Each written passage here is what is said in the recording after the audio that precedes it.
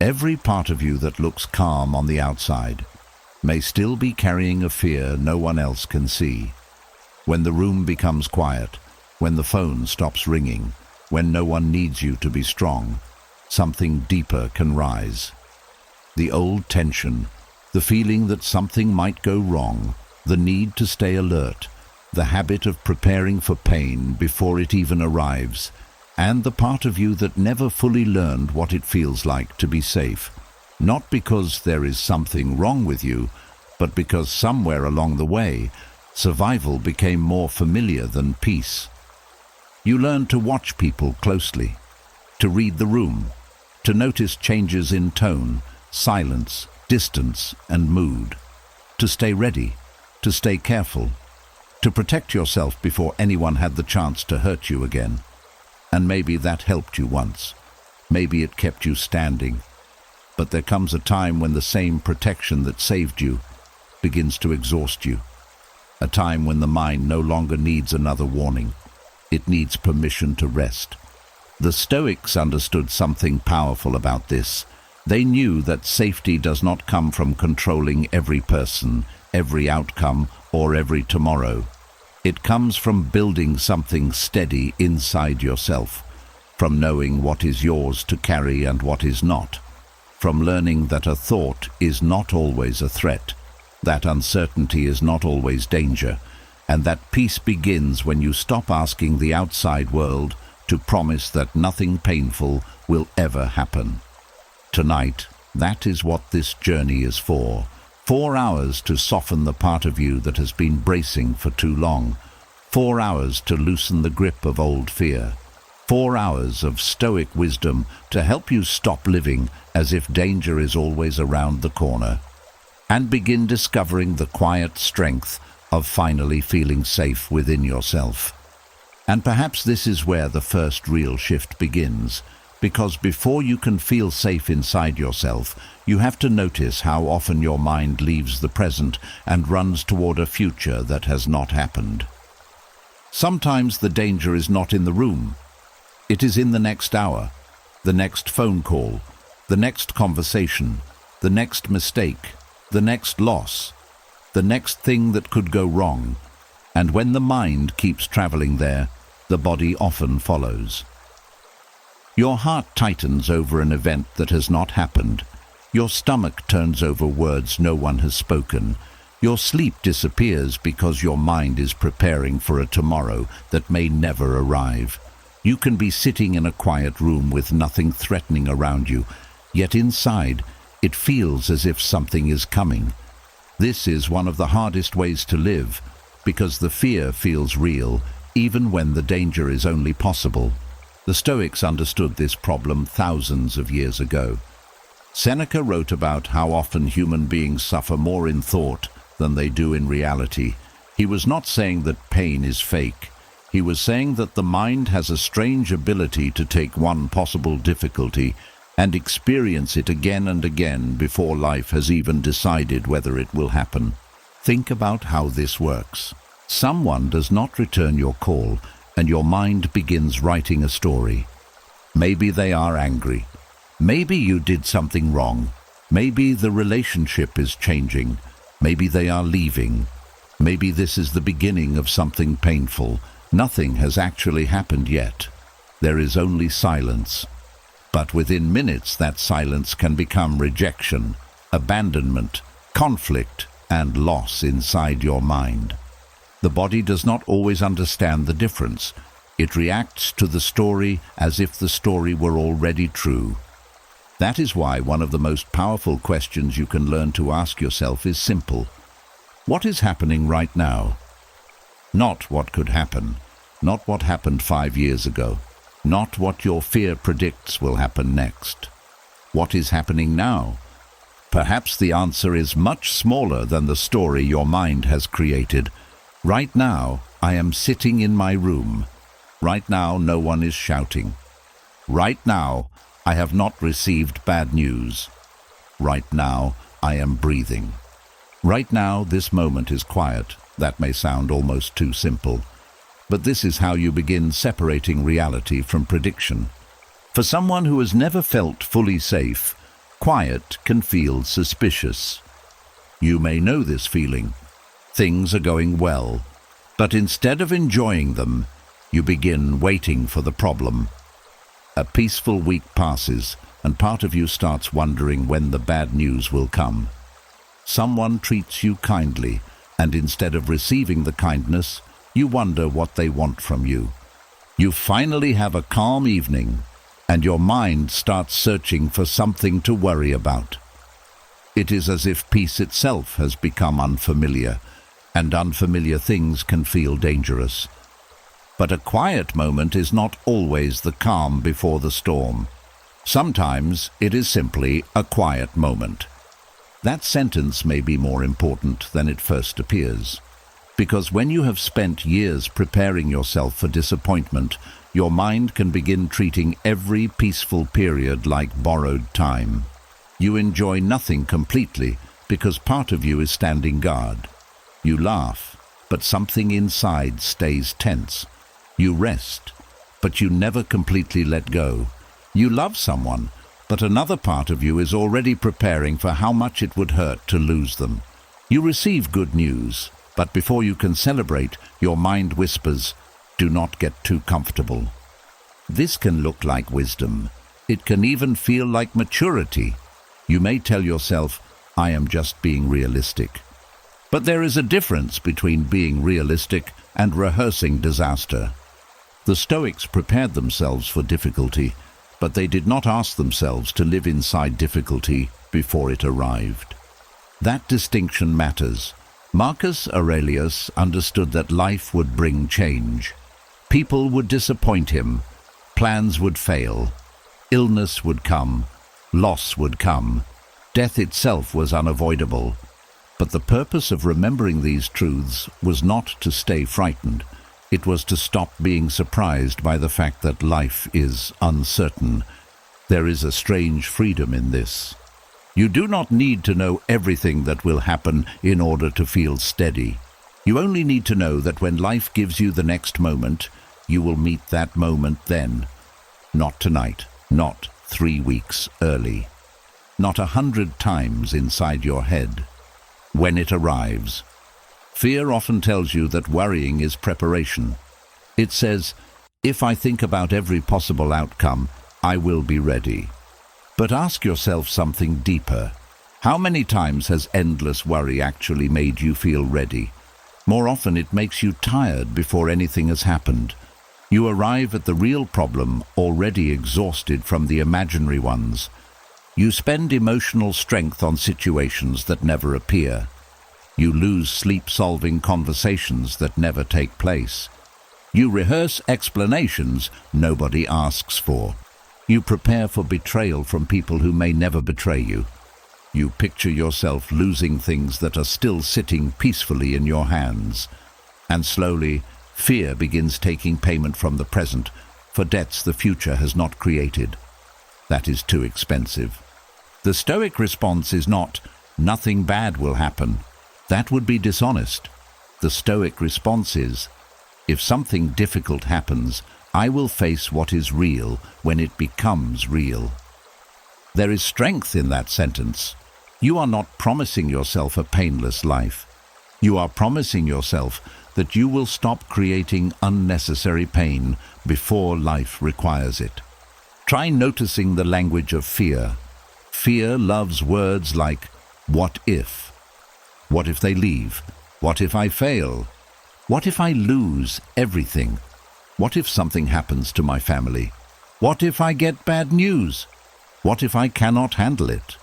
Now notice what happens when you replace one question. Instead of asking, "What if something goes wrong?" ask, "What is required of me right now?" Maybe right now you need to make a phone call. Then make the call. Maybe you need to save money. Then create a plan. Maybe you need to apologize. Then apologize. Maybe you need to rest. Then rest. Maybe there is truly nothing to do. Then allow there to be nothing to do. That last one can be surprisingly difficult. Some people would rather create a problem than sit peacefully without one. Because if your mind has spent years staying alert, doing nothing can feel unsafe. But this is where healing starts becoming practical. You teach yourself that not every empty space must be filled with worry. Not every silence needs interpretation. Not every delay carries a hidden message. Not every good season needs to be protected by pessimism. Not every uncertainty deserves your attention. And not every thought deserves to become a prophecy. Epictetus taught that people are often disturbed not simply by events, but by the judgments they attach to those events. A delayed message is an event. They no longer care about me is a judgment. A mistake at work is an event. My life is falling apart is a judgment. Someone looks unhappy during dinner. That is an event. I must have done something wrong is a judgment. The moment you learn to separate the two, something powerful happens. Space appears. And inside that space, you get a choice. You can react to the fear. Or you can examine it. You can say, this is what happened. Everything after that is my interpretation. That does not mean your interpretation is always wrong. Sometimes your concern will be correct. But you no longer have to treat every fearful guess like confirmed news. You can wait for reality to reveal itself. This is a form of courage people rarely talk about. The courage to wait. The courage not to chase certainty. The courage not to solve tomorrow before tomorrow arrives. The courage to let a peaceful moment remain peaceful. Over time, this begins teaching something deeper inside you. It teaches the part of you that has been standing guard that it does not need to sound the alarm every time life becomes quiet. It teaches your body that silence can mean rest, that an unanswered message can simply be an unanswered message, that a peaceful morning can simply be a peaceful morning, that happiness does not always need a warning attached to it, and little by little you stop living 5 steps ahead of your own life. You return to where your feet are. You return to what is actually happening. You return to the only place where peace has ever been possible. Here, because the future will arrive soon enough. You do not have to drag it into tonight. And once you stop dragging tomorrow's problems into today, another truth becomes easier to see. Sometimes the fear is not coming from the future at all. Sometimes it is coming from the meaning you attach to small things happening around you. A voice changes slightly, and something inside you tightens. A message takes longer than usual, and your mind begins searching for an explanation.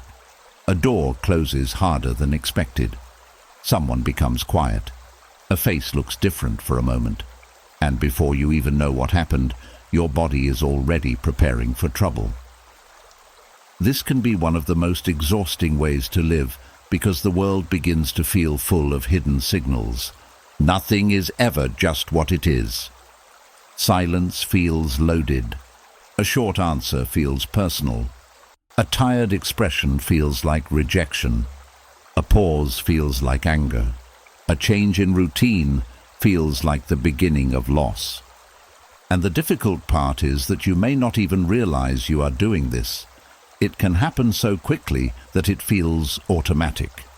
One small change outside you creates a much larger reaction inside you. For someone who spent years around unpredictability, this can make sense. When you had to notice small changes to protect yourself, paying attention became useful. Maybe you learned that a certain tone meant an argument was coming. Maybe silence meant someone was angry. Maybe a closed door meant you were about to be ignored.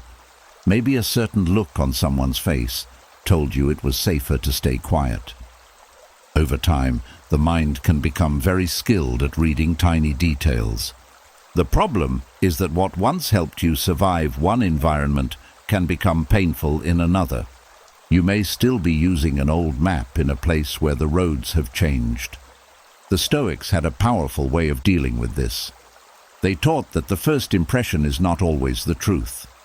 Something happens, then the mind gives it meaning. And those two things are not the same. This distinction is simple, but it can completely change how you move through life. Someone gives you a short reply. That is what happened. They are angry with me, is what your mind added. Someone walks into another room and closes the door. That is what happened. They do not want me around, is an interpretation. A friend takes several hours to answer. That is what happened. They are avoiding me, is a story. A loved one looks serious. That is what happened. I must have done something wrong, is a conclusion. Can you see the difference? The first part is reality. The second part is meaning. And when you have spent years waiting for trouble, the meaning can arrive so fast that it feels like fact. Epictetus often returned to this idea. Our suffering does not come only from events. It also comes from what we tell ourselves those events mean. That does not mean you should ignore clear signs of disrespect or danger. Stoicism is not about becoming blind. It is about becoming accurate. Accuracy matters, because if you treat everything like a warning, eventually you stop knowing what a real warning feels like. When every silence feels dangerous, you waste energy on harmless silence. When every change in tone feels threatening, you stay tense around normal human emotion. When every delayed reply feels like rejection, your peace becomes dependent on how quickly other people communicate. And that is a fragile way to live. You begin handing strangers, family members, co-workers, and even people who barely know you control over your inner state. One facial expression can ruin your afternoon. One unanswered message can destroy your sleep. One quiet dinner can make you question an entire relationship. This is why the pause becomes so important. Before you react, pause. Before you explain yourself, pause. Before you apologize for something nobody accused you of doing, pause. Before you send another message asking if everything is okay, pause. Before you decide that someone's mood is about you, pause. The pause gives reality time to catch up with fear. Sometimes you will discover that the explanation was completely different. The person with the harsh tone may be tired. The delayed reply may come from a busy day. The closed door may simply mean someone needs privacy. The changed expression may have nothing to do with you. The silence may not be punishment. It may just be silence. This sounds small, but it is a major shift. You are no longer asking, "What does this mean about me?" You begin asking, "What do I actually know?" That question can protect your peace. What do I actually know? Do I know they are angry, or am I guessing? Do I know they are pulling away, or am I reacting to a feeling? Do I know something bad is about to happen, or has something simply changed? This is one of the ways Stoic thinking creates emotional space. You do not have to accept the first explanation your fear gives you. You can examine it, you can wait, you can gather more information. You can allow another person to have a mood without making that mood your responsibility. This is especially important if you grew up believing that peace depended on keeping everyone around you happy. If someone looked upset, maybe you rushed to fix it. If someone became quiet, maybe you searched yourself for what you had done wrong. If someone seemed distant, maybe you worked harder to win back warmth. Eventually, you can become so focused on other people's emotional weather that you forget you have a life of your own. You walk into a room and immediately scan faces. Who looks upset? Who sounds different? Who is quieter than usual? Who might be disappointed? And without realizing it, your attention leaves you and moves into everybody else. This can become a form of emotional captivity. Your nervous system is waiting for permission from the room before it can relax. But Stoicism offers another way. Marcus Aurelius constantly reminded himself to return to his own character, his own actions, and his own judgments, not because other people did not matter, but because their inner world was not his to control. That lesson can change relationships. Someone is allowed to be quiet. Someone is allowed to have a bad day. Someone is allowed to disagree with you. Someone is allowed to look disappointed. Someone is even allowed to misunderstand you. None of those things automatically mean you are unsafe. This is where many people confuse discomfort with danger. They are not the same. Discomfort says, "I do not like this." Danger says, "I am not safe." Discomfort may come from conflict. It may come from uncertainty. It may come from another person being unhappy with you. But not every uncomfortable moment requires protection. Sometimes the healthiest response is simply to stay present and let the moment be uncomfortable. That is a powerful form of growth. You hear a sharp tone, and instead of shrinking, you remain calm. You receive no reply, and instead of chasing reassurance, you continue your day. Someone closes a door, and you do not turn it into rejection. Someone looks distant, and you allow them to speak when they are ready. You give reality room to reveal itself. And when there truly is a problem, you deal with the problem directly. That is what makes this different from denial. You are not saying, "Everything is fine." You are saying, "I will not decide that something is wrong without enough reason." There is wisdom in that. Your mind may need time to learn it. At first, the old reaction may still come. Your chest may tighten, your thoughts may race. You may feel that familiar urge to fix, explain, ask, chase, or prepare. Do not shame yourself for that reaction. Just notice it. Then slow the process down. Name what happened. Separate it from what you assumed. Ask what evidence you actually have, then choose your response. This turns reaction into judgment. And judgment is where your freedom begins. Over time, something inside you becomes less easily disturbed. You stop reading every room like a battlefield. You stop treating other people's expressions like secret messages. You stop searching silence for hidden danger. You stop assuming every change means something painful is coming, and little by little, the world becomes quieter. Not because everyone around you suddenly becomes predictable, but because you stop forcing every uncertain moment to become a warning. That is one of the deepest forms of safety. Not a life where nothing changes, not a life where everyone speaks gently, not a life where every message comes on time, but a life where your peace does not collapse every time something around you shifts. And as you learn this, you begin to notice something else. Many of those reactions were never really about the people in front of you. They were about an older habit of trying to manage what everyone around you felt. And that habit can become even heavier than fear itself. And once you stop treating every silence, expression, and change in tone as a warning, something deeper begins to come into view. You may realize that you were never only watching for danger.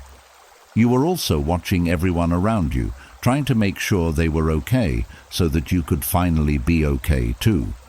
That is an exhausting responsibility to carry. You walk into a room and immediately notice who seems irritated. Someone answers differently, and you begin wondering what happened. A person you love becomes distant, and suddenly you cannot concentrate on anything else. You replay conversations. You search for mistakes.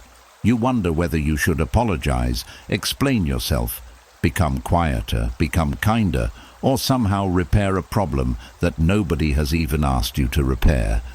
And sometimes the hardest truth is this. You may have spent years trying to control emotions that were never yours to control. Not because you wanted power over people. Often it was the opposite. You wanted peace. Maybe there was a time when another person's anger changed everything around you. Their mood determined whether the evening would be peaceful or painful. Perhaps someone's disappointment meant criticism. Their silence meant punishment. Their frustration filled the whole house. So you became good at noticing. You learned how to soften your voice. You learned when not to ask questions. You learned which subjects to avoid. You learned how to become useful when someone seemed upset. You may even have learned how to disappear emotionally while still standing in the same room. And slowly, another person's mood became something your body treated like your responsibility. This habit can follow you for years. A partner comes home frustrated from work, and immediately you feel tense. Your adult child sounds unhappy on the telephone, and you spend the rest of the day wondering how to make things better. A friend becomes unusually quiet, and you assume you need to fix the friendship. Your boss looks disappointed, and suddenly your entire sense of worth feels unstable. You are not merely noticing other people's emotions anymore, you are carrying them. And there is an enormous difference. The Stoics drew a line that can feel almost painfully simple at first. Some things belong to us, and some things do not. Your choices belong to you. Your words belong to you. Your intentions belong to you. The way you behave when someone is upset belongs to you. Whether another person approves of you does not. Their mood does not. Their interpretation of everything you say does not. Their ability to regulate themselves does not. Their disappointment does not automatically become your duty. Epictetus built much of his philosophy around this distinction because he understood how much suffering comes from trying to command what lies outside our authority. Think about what happens when your peace depends on another person being pleased with you. You become a servant to emotional weather. If they smile, you relax. If they frown, you tighten. If they praise you, you feel secure. If they withdraw, you question yourself. If they are cheerful, the day feels safe. If they are angry, the day suddenly feels dangerous. Your inner state rises and falls according to something taking place inside another human being. That is a difficult kind of captivity because the prison has no visible walls. And you may even call it love. You may say, "I just care about people." Of course you care. Stoicism does not ask you to become cold. It does not tell you to look at someone you love in pain and feel nothing. There is a difference between compassion and emotional responsibility. Compassion says, "I see that you are struggling. How can I help?" Emotional responsibility says, "You are struggling, therefore I cannot be okay until you are okay." One is love. The other can become self-abandonment. You can sit beside someone who is hurting without climbing inside their pain. You can listen without taking ownership. You can offer support without promising to repair what only they can work through. You can care deeply while remaining standing inside your own emotional life. That is a skill. And for someone who learned early that keeping other people happy created safety, it may initially feel selfish. You may notice someone becoming irritated and feel the old urge to rush in. Ask yourself, did I do something that needs correcting? If the answer is yes, correct it. If you spoke cruelly, apologize. If you broke a promise, take responsibility. If your actions harmed someone, make what repair you reasonably can. Stoicism has never been an excuse to avoid responsibility. But after you have examined your own conduct, stop there. Do not take responsibility for everything that happens next. You can apologize sincerely, and the other person may remain angry. You can explain yourself clearly, and they may remain disappointed. You can behave respectfully, and they may still misunderstand you. You can give someone love, and they may still feel unhappy. At some point, their response belongs to them. That boundary can change your life. There is a sentence worth remembering. I am responsible for how I show up, not for controlling how everyone feels when I arrive. Notice how different that is. You are still accountable. You are still kind. You are still aware of other people. But you are no longer trying to perform emotional surgery on everyone in the room. Marcus Aurelius had to deal with difficult people constantly. He lived among ambition, betrayal, complaints, political pressure, selfishness, and disagreement. Yet much of his private writing returns to the same inner discipline. Other people will behave according to their character. Your task is to behave according to yours. That is powerful because it gives your energy somewhere useful to go. Instead of asking, "How do I make them stop being angry?" you ask, "How do I remain fair while they are angry?" Instead of, "How can I make them understand me?" you ask, "Have I spoken clearly and honestly?" Instead of, "How do I make them happy again?" you ask, "Is there something loving and reasonable I can do?" Then you allow the rest to belong where it belongs. This becomes especially important around unpredictable people. Some people change moods quickly. One day they are warm. The next day they withdraw. They may be pleased with you in the morning and irritated by evening. If you organize yourself around every emotional change they experience, you will never stop adjusting. You will become like someone constantly moving furniture in a room because another person cannot decide where they want to sit. Eventually, you have to put the chair down. Let people experience their emotions. Someone can be disappointed with your decision. You can survive their disappointment. Someone can dislike your boundary. You can survive their dislike. Someone can become frustrated because you said no. You do not have to change the no into a yes simply to make the tension disappear. This is where emotional freedom becomes visible in ordinary life. Perhaps you once received an angry message and felt you had to answer immediately. Now you can wait until you are calm. Perhaps you once rushed to explain yourself whenever someone seemed unhappy. Now you can ask whether an explanation is actually necessary. Perhaps you once changed plans because someone looked disappointed. Now you can remain kind without automatically surrendering your decision. That is not hardness. It is steadiness. And steadiness can feel strange when you are used to living by reaction. At first, guilt may appear. You may think, "I should do something."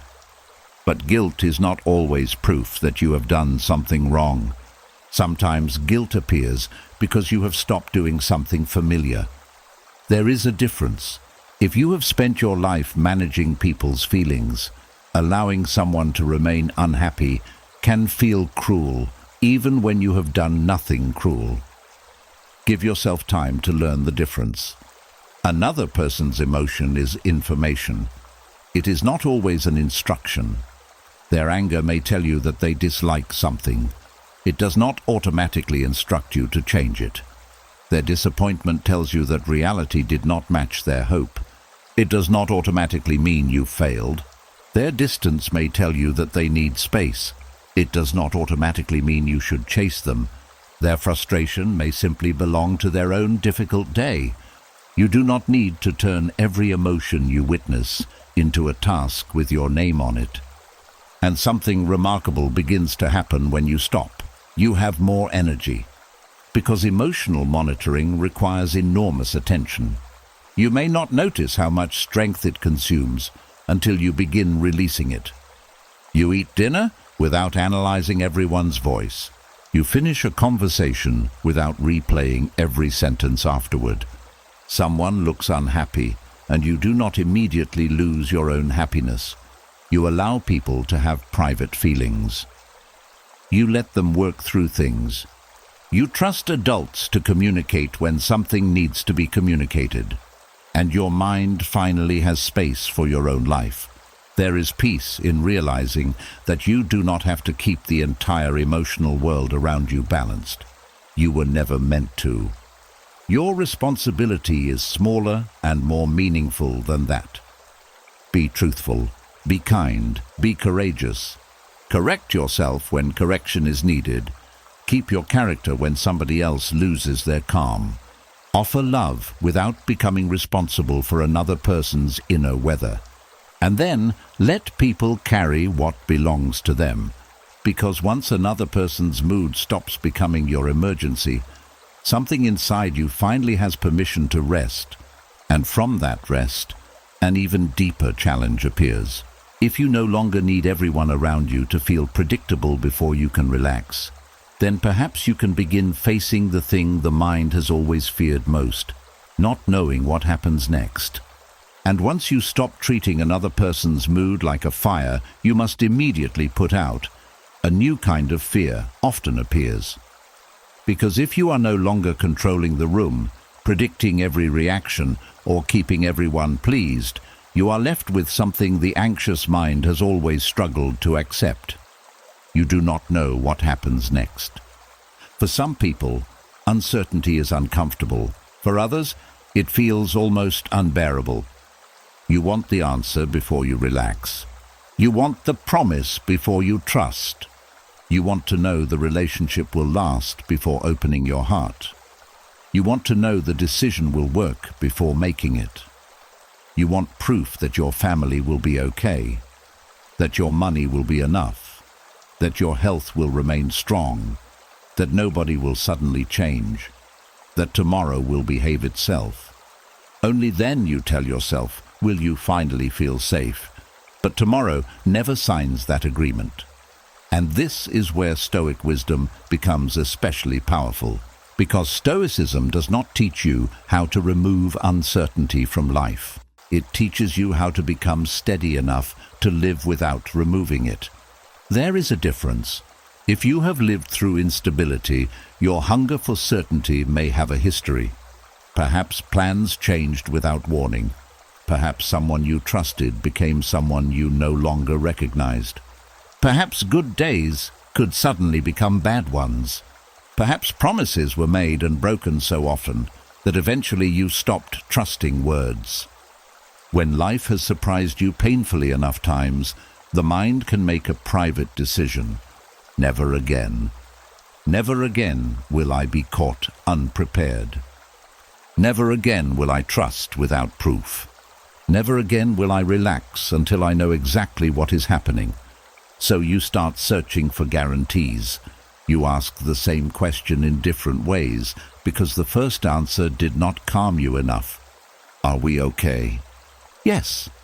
But are you sure? Yes. Did I do something? No. You would tell me if something was wrong, right? For a moment, reassurance works. Then uncertainty returns. Because reassurance has an expiration date. Someone can promise you today that everything is fine, but your mind can always create another question tomorrow. What if they change their mind? What if they were only trying to protect my feelings? What if something happens later? This is why certainty can become a trap. The more you demand it, the more you discover that life cannot provide enough of it.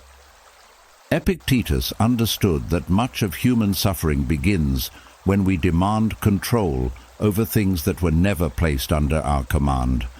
The future is one of those things. You can influence it. You can prepare for it. You can make wise decisions today. But you cannot command it. And strangely, peace often begins when you stop trying. Not because you stop caring about tomorrow, but because you stop requiring tomorrow to reveal itself before you allow yourself to live today. Think about how much life uncertainty touches. You cannot know exactly how long someone will remain in your life. You cannot know whether every plan will succeed. You cannot know whether the opportunity you choose will become the right one. You cannot know whether people will keep every promise. You cannot know what conversation may change your direction next year. You cannot even know exactly who you will become after everything you have yet to experience. Yet somehow human beings keep trying to build emotional safety from prediction. We tell ourselves, once I know, I will relax. But there will always be something else you do not know. The Stoics offered a stronger foundation. Instead of saying, I know everything will work out exactly as I want, they practiced something closer to this. Whatever happens, I will meet it with the best judgment and character available to me. That is a completely different kind of confidence. One depends on events cooperating with you. The other depends on you remaining present when events do not. Marcus Aurelius could not guarantee that Rome would remain peaceful. He could not guarantee that people around him would remain loyal. He could not prevent sickness, political conflict, death, or change. But he could keep returning to one question: what does this moment require from me? Perhaps patience, perhaps courage, perhaps restraint, perhaps action, perhaps acceptance. This gives you something anxiety rarely gives you, a task that exists in the present. Uncertainty becomes frightening when you believe you need to solve everything at once. Suppose you are worried about your future. Your mind may travel 10 years ahead. Where will I live? Will I have enough? Who will still be with me? What if I become ill? What if something happens to someone I love? Those are enormous questions. No wonder the body becomes overwhelmed. But what does today require? Perhaps you need to make one appointment. Save a little money. Have one honest conversation. Take care of your body. Complete one piece of work. Call someone you love. Then today has been answered. Tomorrow will bring its own question when it arrives. This does not mean planning is useless. There is a difference between preparation and demanding certainty. Preparation says, I will do what I reasonably can. The need for certainty says, I cannot feel okay until I know nothing will go wrong. The first creates strength. The second creates endless waiting. And many people spend years waiting to feel safe enough to live. They postpone joy until the finances are perfect. They postpone trust until another person has somehow proven they will never disappoint them. They postpone rest until every unfinished task has disappeared. They postpone peace until life stops changing. But life does not stop changing, so peace keeps getting postponed. Seneca repeatedly reminded himself that fortune changes quickly. What we possess today may look different tomorrow. For him, the answer was not constant fear. It was learning not to build his entire inner life on things that change. There is wisdom here for anyone who has struggled to feel safe. Perhaps security is not knowing that nothing will change. Perhaps security is knowing that change does not automatically destroy you. You have already lived through days you did not know were coming. Think about that. There were conversations you never expected. Endings you did not plan, changes you did not choose, responsibilities that arrived without asking whether you were ready, and somehow you learned, you adapted, you made decisions with the information you had. Sometimes you made mistakes, sometimes you surprised yourself. Sometimes you discovered strength only because life gave you no opportunity to discover it beforehand. This is worth remembering when the mind says, but what if I cannot handle what happens? You do not need to handle it now. That is the mistake. You are trying to carry an unknown future with today's strength. Of course, it feels heavy. When tomorrow arrives, you will meet it with tomorrow's information, tomorrow's choices, tomorrow's resources, and a version of yourself that has lived another day. You do not possess all of that yet, so stop demanding that your present self solve problems that do not fully exist. There is another beautiful Stoic practice hidden inside uncertainty, allowing events to unfold before judging what they mean. Something unexpected happens, and we immediately say, "This is terrible." But do we always know? A plan fails, and another direction appears. Someone leaves, and later you understand what the relationship had been costing you. An opportunity disappears, and you eventually discover another path you would never have considered. This does not mean every painful event secretly becomes wonderful. Some losses remain losses. Stoicism does not require pretending otherwise. It simply reminds you that the first moment of uncertainty does not contain the entire story. You often do not yet know what something will become. So why declare the ending while you are still standing at the beginning? Try replacing "I need to know" with something quieter. "I can wait and see." There is enormous strength in those words. I can wait and see. I do not need to force an answer tonight. I do not need to predict what this relationship will look like 5 years from now. I do not need to know every result before taking the next reasonable step. I can wait for reality. And while I wait, I can continue living. This is how uncertainty slowly stops feeling like an enemy. You begin discovering that not knowing is not the same as being unsafe. Sometimes not knowing simply means the story is unfinished. Your mind may still ask for guarantees. When it does, give it something better. Not a guarantee about life, a promise about yourself. If difficulty comes, I will face what is actually there. If I need help, I will ask for it. If I make a mistake, I will learn. If something ends, I will grieve it rather than pretending it never mattered. If plans change, I will adjust. If I become afraid, I will not automatically obey the fear. That is deeper security. Because nobody can promise you that the road ahead will always be smooth. But you can slowly become someone who no longer requires a smooth road in order to keep walking. And once you understand that, another old habit begins to loosen. You no longer have to spoil beautiful moments by preparing for their ending.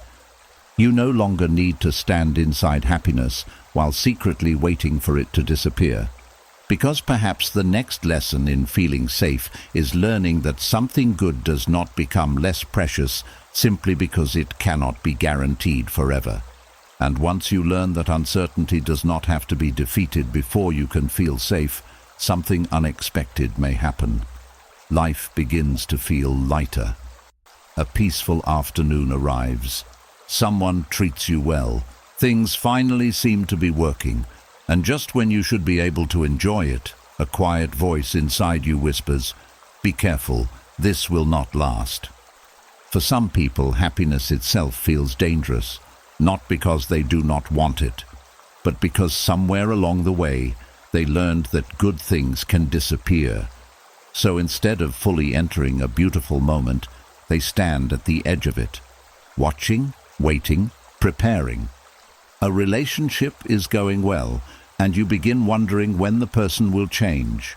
Your family is together and healthy, yet part of your mind suddenly thinks about losing them. Money becomes a little easier, and instead of feeling relief, you start expecting some unexpected expense. You wake up feeling peaceful, and within minutes your mind searches for something that might ruin the day. Nothing is wrong. But peace feels almost too quiet. And if chaos has been familiar for a long time, quiet can make you nervous. This is a painful habit because it steals happiness without protecting you from anything. You may believe that expecting pain will make pain easier when it comes. If I do not get too excited, I cannot be too disappointed. If I remember that this could end, I will be ready. If I keep part of myself guarded, losing it will hurt less. It sounds sensible, but does it actually work? Suppose you love someone deeply and spend 10 years worrying that you may lose them. Then one day, perhaps many years later, life separates you. Did those 10 years of worry remove the grief? No. You suffered during the years when the person was still there, and then you suffered again when the loss actually came. Fear charged you twice. That is one of the hidden costs of preparing emotionally for pain that has not arrived. You begin mourning things while they are still yours. You begin saying goodbye before anyone has left. You begin protecting yourself from happiness by refusing to experience all of it. The Stoics knew that everything we love is temporary. At first, that may sound like a dark teaching. but it was meant to produce the opposite. Marcus Aurelius often reminded himself that everything changes. Seasons change, bodies change, reputation changes, circumstances change. People enter our lives and eventually leave them, whether through distance, disagreement, or death. But the lesson was not, therefore, love nothing.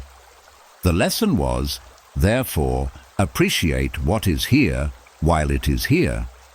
There is an enormous difference. Impermanence does not make something meaningless. It makes your attention more important. Think about a sunset. You do not refuse to look at it because it will disappear in 20 minutes. Its ending is part of what makes you stop and notice.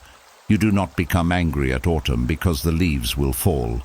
You do not reject a beautiful song because it has a final note. Yet with our lives, we often demand permanence before allowing ourselves to relax. We want people to remain exactly as they are. We want good seasons to continue. We want our bodies never to change. We want places to remain familiar. We want the people around the dinner table to always occupy the same chairs. But life never offered that agreement. The Stoic response is not to become emotionally cold. It is to hold life with open hands. Closed hands try to keep everything. Open hands can appreciate what they are holding. This changes the way you experience good moments. When someone you love laughs across the room, instead of thinking, one day they may not be here, you can think, they are here now. That is enough for this moment. When life becomes peaceful, instead of asking, how long will this last? You can say, peace has arrived today. Let me receive it. When something goes well, you do not have to immediately search for the hidden cost. You are allowed to enjoy something without demanding proof that it will remain forever. This can be especially difficult if happiness was unpredictable earlier in your life. Perhaps good moments often ended suddenly. 1 minute everyone was laughing, then an argument started. One day someone treated you warmly, then the next day they became distant. A promise gave you hope, then it was broken. Eventually, excitement itself may have started feeling risky. You learned not to celebrate too soon, not to trust too deeply, not to expect too much. And perhaps that protected you from a few disappointments. But eventually, protection becomes limitation. You cannot build a joyful life if you're always standing outside your own joy, checking for exits. There comes a time when you have to ask yourself a difficult question. How much of today am I willing to sacrifice because tomorrow is uncertain? Because tomorrow will always be uncertain. If you wait until you know something good cannot end before enjoying it, you will wait forever. This is where Stoic acceptance becomes surprisingly gentle. Acceptance says, yes, this may change. And then it adds, that is why I will be present. Not desperate, not attached in a way that demands permanence. Present. Seneca wrote extensively about the shortness of life and how easily people waste it. Much of what we call a short life, in his view, comes from failing to inhabit the time we actually possess. And fear is one of the greatest ways to leave the present without physically going anywhere. You can sit beside someone you love while mentally living at their funeral. You can own something beautiful while imagining losing it. You can be healthy while spending your days terrified of illness. You can have enough today while constantly living inside an imaginary future where everything is gone. Then one day, you may look back and realize that many of the moments you were afraid to lose were moments you never fully experienced. That is a terrible bargain. The Stoic alternative is gratitude without possession. You appreciate deeply without telling life, this must remain exactly this way. You love people without pretending you own their future. You enjoy your health while caring wisely for your body. You appreciate your home while remembering that possessions are not your identity. You receive good fortune without building your entire self upon it. Then happiness becomes safer because you stop demanding that happiness provide security. You become the security. That is a subtle but powerful shift. You are no longer saying, "I can only enjoy this if I know I will keep it." You are saying, "I can enjoy this because it is here." And if it changes one day, you will meet that day when it arrives.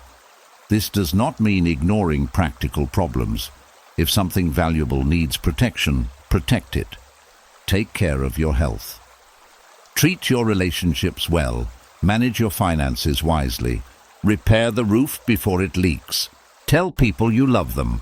Do what can reasonably be done. But after wise action comes something many people forget. Release. You cannot guard everything every hour. You cannot keep loved ones safe through worrying about them. You cannot stop change by anticipating it. You cannot prevent every loss by thinking about loss. At some point, care has done its job, and fear begins pretending to be care. Learn to recognize the difference.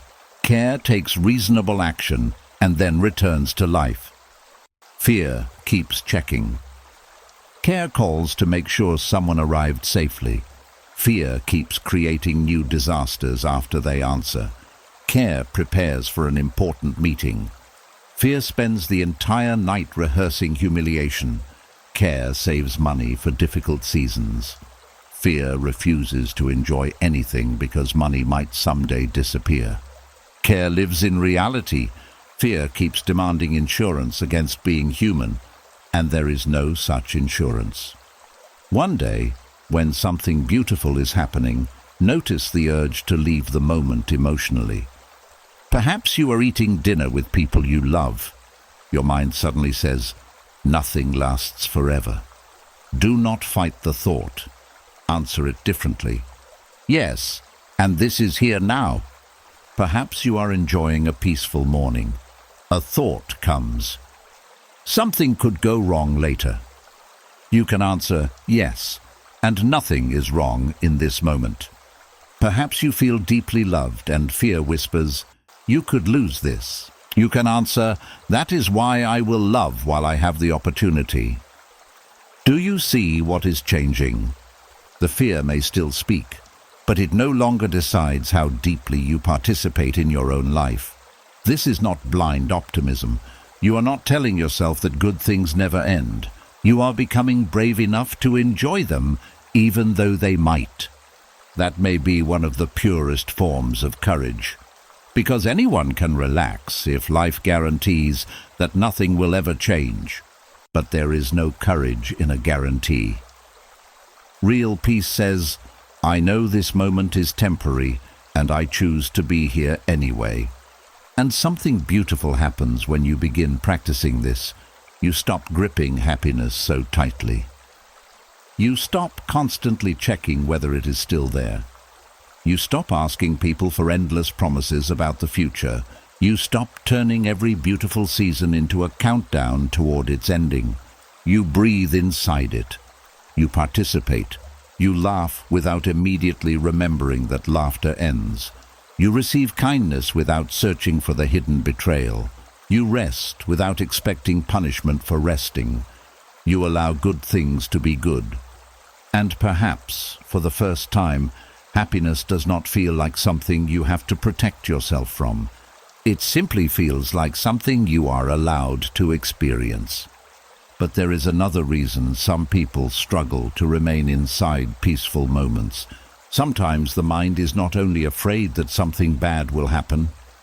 Sometimes it believes that if it thinks hard enough, plans far enough, and studies every possible outcome, it can make sure it is never caught by surprise again. And that is where overthinking begins to disguise itself as protection. And once you stop treating every good moment like something you must protect from ending, another habit becomes easier to recognize.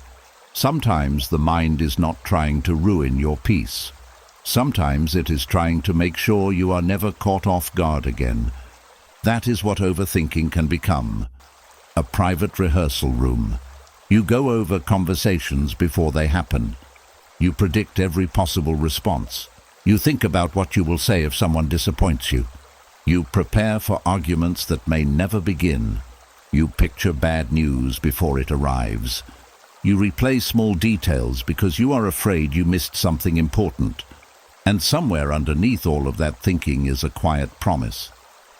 If I can see everything coming, maybe nothing will hurt me unexpectedly again.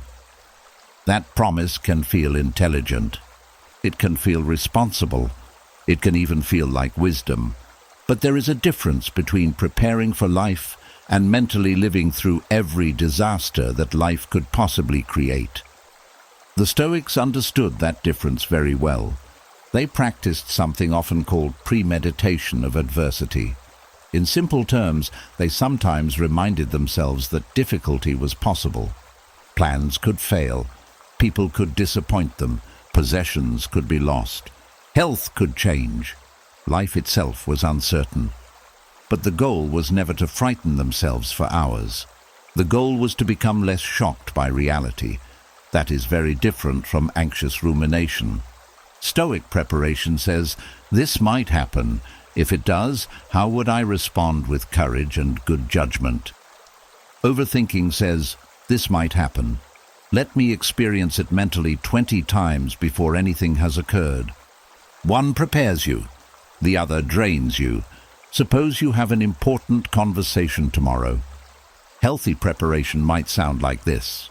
I know what I need to say. The other person may agree, disagree, or become upset. I will speak calmly and listen carefully. Then you return to your evening. Overthinking does something else. What if they misunderstand me? What if they get angry? What if I say the wrong thing? What if they tell someone else? What if everything becomes awkward afterward? What if I lose the relationship? Now, one conversation has turned into 10 imaginary events, and your body may react to every one of them. By bedtime, you are exhausted from a conversation that has not even started. This becomes especially common when unpredictability once carried a painful cost. If you were surprised by betrayal, you may begin examining everyone for signs of dishonesty. If bad news once arrived suddenly, you may become uncomfortable when the telephone rings at an unusual hour. If someone changed without warning, you may begin studying every relationship for the earliest possible sign of change. The mind learns a lesson. Surprise is dangerous. So it tries to eliminate surprise through thought. But there is a problem. You cannot think enough to make life completely predictable. You can spend an entire night preparing for 10 possible outcomes, and life may choose an 11th. That is why obsessive preparation never produces the safety it promises. There is always another possibility, another question, another detail you may have missed, another scenario to consider. The mind says, just think a little longer. But there is no finish line, and perhaps you know this feeling. You solve one concern, and another appears. You decide what you will do if someone says one thing. Then you wonder what you will do if they say something different. You prepare for failure, then wonder what happens if you succeed and cannot handle the responsibility. You prepare for someone leaving, then worry about what happens if they stay but change. An anxious mind can turn every answer into another question. This is why Stoicism keeps bringing you back to what can actually be done. If a problem is real, respond to it. If preparation is useful, prepare. If no action is possible, continued thinking is not preparation anymore. It is suffering without movement. That is an important line to learn. Ask yourself, is this thought helping me decide something? If yes, decide. Is this thought showing me an action I can take? If yes, take the action. But if you have already considered the situation and the mind is simply repeating the same fear in different forms, you may no longer be solving anything. You may simply be circling. Seneca understood how easily the mind could multiply pain. A difficult event may hurt once when it actually happens, but fear can make you experience versions of that pain long before reality asks you to. And sometimes reality never asks. Consider how many nights people have lost worrying about things that never occurred. How many conversations were rehearsed that went completely differently? How many relationships were secretly mourned while they were still healthy? How many medical results were feared before the doctor gave the answer? How many journeys were spoiled by thinking about accidents that never happened? The mind believes it is protecting you. But protection should help you live. If a habit keeps taking you away from your actual life, it deserves to be questioned. There is another important difference between Stoic preparation and anxious thinking. Stoic preparation has an ending. You consider the possibility. You identify what belongs to you. You decide what you would do. Then you release the subject. For example, my flight could be delayed. What can I do? Arrive prepared. Keep important information with me. Leave enough time. Done. My presentation may not go perfectly. What can I do? Practice. Know the main points. Accept that nervousness is possible. Done. Someone I love may eventually leave my life. What can I do? Treat them well while they are here. Speak honestly. Appreciate the relationship. Done. Notice the simplicity. You are not trying to remove uncertainty. You are identifying your response to it. That is why the Stoic exercise can actually reduce fear. The mind stops asking, "How can I guarantee this never happens?" and begins asking, "If it happens, what virtue will I need?" Maybe patience, maybe courage, maybe wisdom, maybe restraint, maybe endurance. Now the possible difficulty becomes something you can meet rather than something you must prevent at all costs. This changes your relationship with surprise. You begin understanding that being surprised is not the same as being helpless. Those two things are often confused. Something unexpected can happen and you can still respond. Someone can say something you never prepared for, and you can pause before answering. A plan can collapse, and you can make another one. News can arrive that changes your direction, and you can take the next step after receiving it. You do not need a script for every possible scene. You need trust in your ability to remain present when the script changes. That is much stronger. Because life does not reward the person who correctly predicts everything. No one can do that. Life rewards adaptability far more often than perfect prediction. Think of a sailor. A good sailor does not demand that the ocean remain calm. He learns how to respond when the wind changes. That is Stoic preparation. You strengthen the person steering the boat instead of trying to control the sea. Overthinking tries to control the sea. It asks, which wave is coming? How large will it be? When will the wind change? What if the storm comes from another direction? But eventually the sailor has to sail, and eventually you have to live. You cannot remain inside your head studying every possible future while life passes outside. So when you catch yourself entering another long mental rehearsal, try something different. Write down the actual concern in one sentence, not the entire story, just the concern. Then ask, what part of this is mine? Perhaps there is one action. Take it. Perhaps there is a conversation you need to have. Have it when the time is right. Perhaps there is information you need. Find it. Perhaps nothing can be done yet. Then waiting is the task. This may feel uncomfortable at first because waiting removes the illusion of control. But mental activity and useful action are not the same thing. You can think for 5 hours and still have done nothing. Sometimes the strongest action available is to stop. Stop rehearsing. Stop predicting. Stop preparing answers for questions nobody has asked. Stop trying to become impossible to surprise. You are human. You will be surprised. You will misunderstand things. You will receive news you did not expect. People will say things you did not prepare for. Some plans will change at the last minute, and none of that means you are powerless. This is where confidence becomes quieter. You no longer tell yourself, "I know what is going to happen." You tell yourself, "I do not know what will happen, but I know how I want to meet it." With patience, with dignity, with clear judgment, without abandoning yourself. That is enough. Over time, the mind may begin to trust something it has not trusted before. Not prediction. It begins learning that safety does not require seeing every blow before it comes.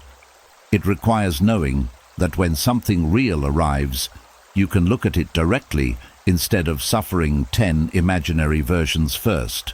And perhaps then you discover something even deeper. Maybe all this preparation was not only about avoiding surprise. Maybe part of it came from learning long ago that depending on other people was dangerous. Because when people have disappointed you enough times, self-protection can slowly turn into a different belief. I should never need anyone at all. And once you stop trying to predict every surprise before it happens, another belief may come into focus. A belief that often sounds strong on the surface.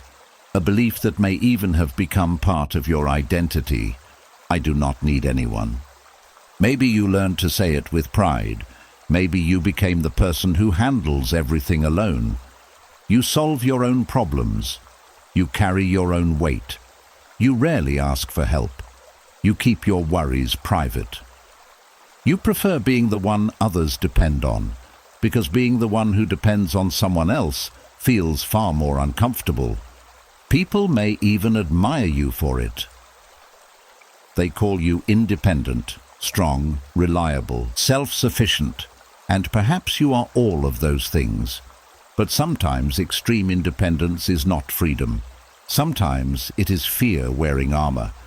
There is a difference between knowing you can stand on your own feet and believing you must never lean on anyone. One creates strength. The other can create loneliness. If depending on someone once ended in disappointment, your mind may have learned a very simple lesson. Needing people is dangerous. Maybe you asked for help and nobody came. Maybe you trusted someone with something important and they failed you. Maybe you were made to feel weak for needing comfort. Maybe someone used your vulnerability against you. Maybe every favor came with a hidden price. Maybe you learned that asking for support meant hearing, "After everything I have done for you." After enough experiences like that, self-reliance can become more than a skill.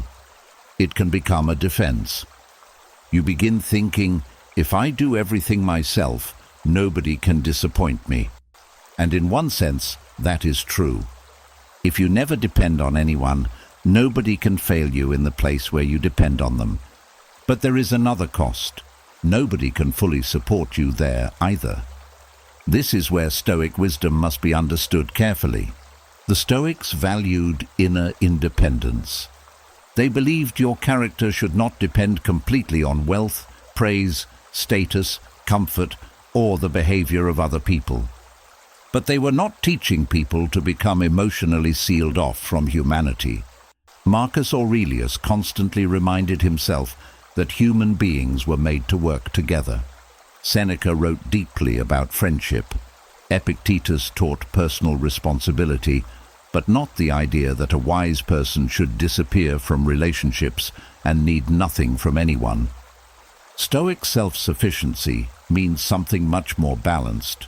It means your entire inner stability is not placed in another person's hands. It does not mean you never receive help. It means help is not the foundation of your worth. It does not mean you never love deeply. It means love does not require losing yourself. It does not mean you never depend on others in practical ways. Human life is built on cooperation. It means that when another person cannot give you everything you hoped for, you do not automatically collapse with them. There is a powerful difference between choosing someone and needing them to hold your entire emotional world together. One says, "I love having you in my life." The other says, "Without you behaving exactly as I need, I cannot be okay." The Stoic path moves toward the first. And perhaps this feels difficult because you are used to two extremes. Either you depend completely on people, or you depend on nobody. Either you open the door all the way, or you build a wall. But maturity often lives somewhere between those choices. You can have boundaries and still receive care. You can be capable and still ask for help. You can solve many things alone without proving that you must solve everything alone. You can love someone without handing them the keys to your entire sense of safety. That balance may feel unfamiliar at first. Suppose you are going through a difficult season. Your old pattern may say, "Do not tell anyone." So you carry it quietly. Someone asks if you are okay. You say, "I'm fine." They offer help. You say, "I've got it." And perhaps you do have it. But notice the question hiding underneath. Are you refusing because you truly do not need help? Or because receiving help makes you feel exposed? Those are not the same thing. Sometimes people who are very comfortable giving have great difficulty receiving. They will drive across town to help someone else. But when they need a ride, they would rather struggle. They will listen to a friend for 3 hours. But when their own heart feels heavy, they change the subject. They will lend money, cook meals, make calls, solve problems, and show up. But when someone says, "Let me do something for you," their whole body becomes uncomfortable. Why? Because giving keeps you in control. Receiving requires trust. When you give, you decide what leaves your hands.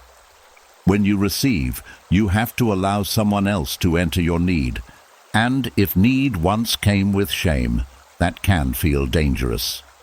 You may even confuse being helped with being weak. But think about this carefully.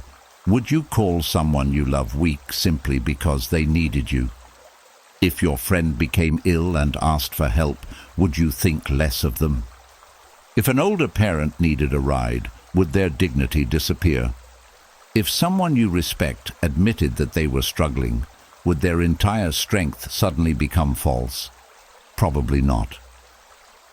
So why hold yourself to a harsher rule? Stoicism asks you to examine the judgment. Needing help is an event. I am weak because I need help is a judgment. Those are different. There are situations no human being is meant to carry alone. Grief can require companionship. Illness can require care. Confusion can require advice. Danger can require assistance. A difficult decision may benefit from another person's perspective. Being wise does not mean refusing support. Sometimes wisdom is knowing when your own hands are not enough. But there is another side to this lesson. Opening yourself to others does not mean becoming dependent on everyone who offers attention. This is where discernment matters. You do not need to trust everyone. You do not need to reveal your deepest wounds to every kind person you meet. You do not need to hand your emotional stability to someone simply because they make you feel understood. Healthy connection has structure. Trust grows through consistency. Support becomes meaningful through character. Closeness should be chosen, not desperately grabbed.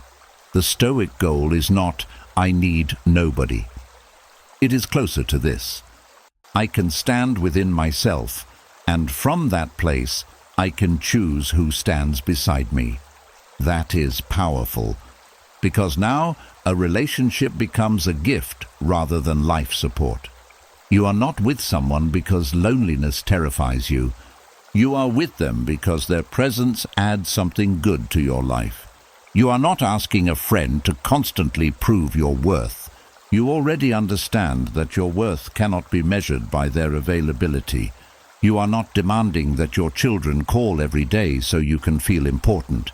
You enjoy hearing from them, but their schedule does not decide whether your life has value. You are not asking a partner to remove every insecurity. You bring a self into the relationship rather than asking the relationship to create one for you. And strangely, this kind of self-sufficiency often makes relationships stronger. Why? Because fear puts pressure on people. When someone knows that your entire peace depends on them, every mistake becomes dangerous. Every delay becomes personal. Every disagreement becomes a threat. But when two people can stand on their own and still choose each other, there is more room to breathe.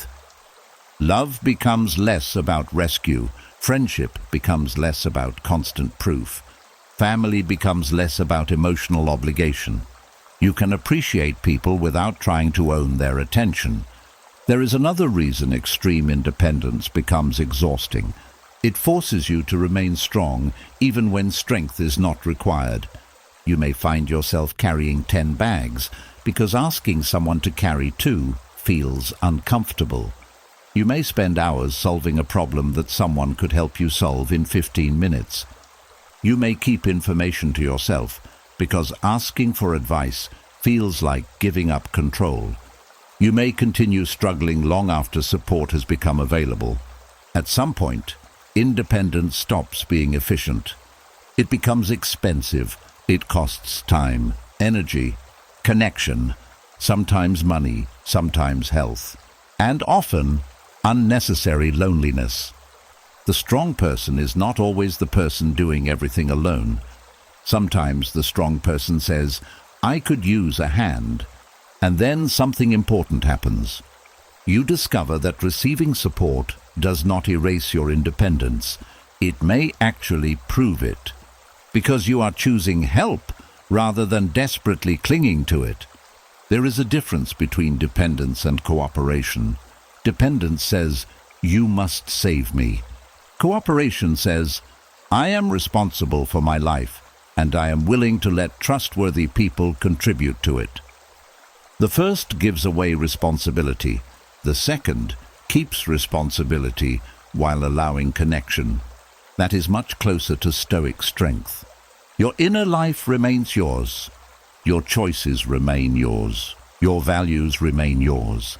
But you stop pretending that being human means doing everything alone. This may also require learning how to tolerate small disappointments without returning to the old wall. Someone may promise to help and forget. A friend may not be available when you hoped. A person you trusted may misunderstand what you need. And the old voice may immediately say, "See, this is why we depend on nobody." Be careful with that conclusion. One disappointment does not prove that connection itself is unsafe. It proves that human beings are imperfect. You can adjust. You can communicate. You can choose more carefully. You can lower expectations where necessary. You can stop asking one person to provide what they repeatedly cannot provide, but you do not have to close your heart because one door did not open. There is freedom in saying, "I can survive disappointment without becoming unreachable." That is a deeper kind of independence, because now you are not controlled by your need for people, but you are also not controlled by your fear of needing them.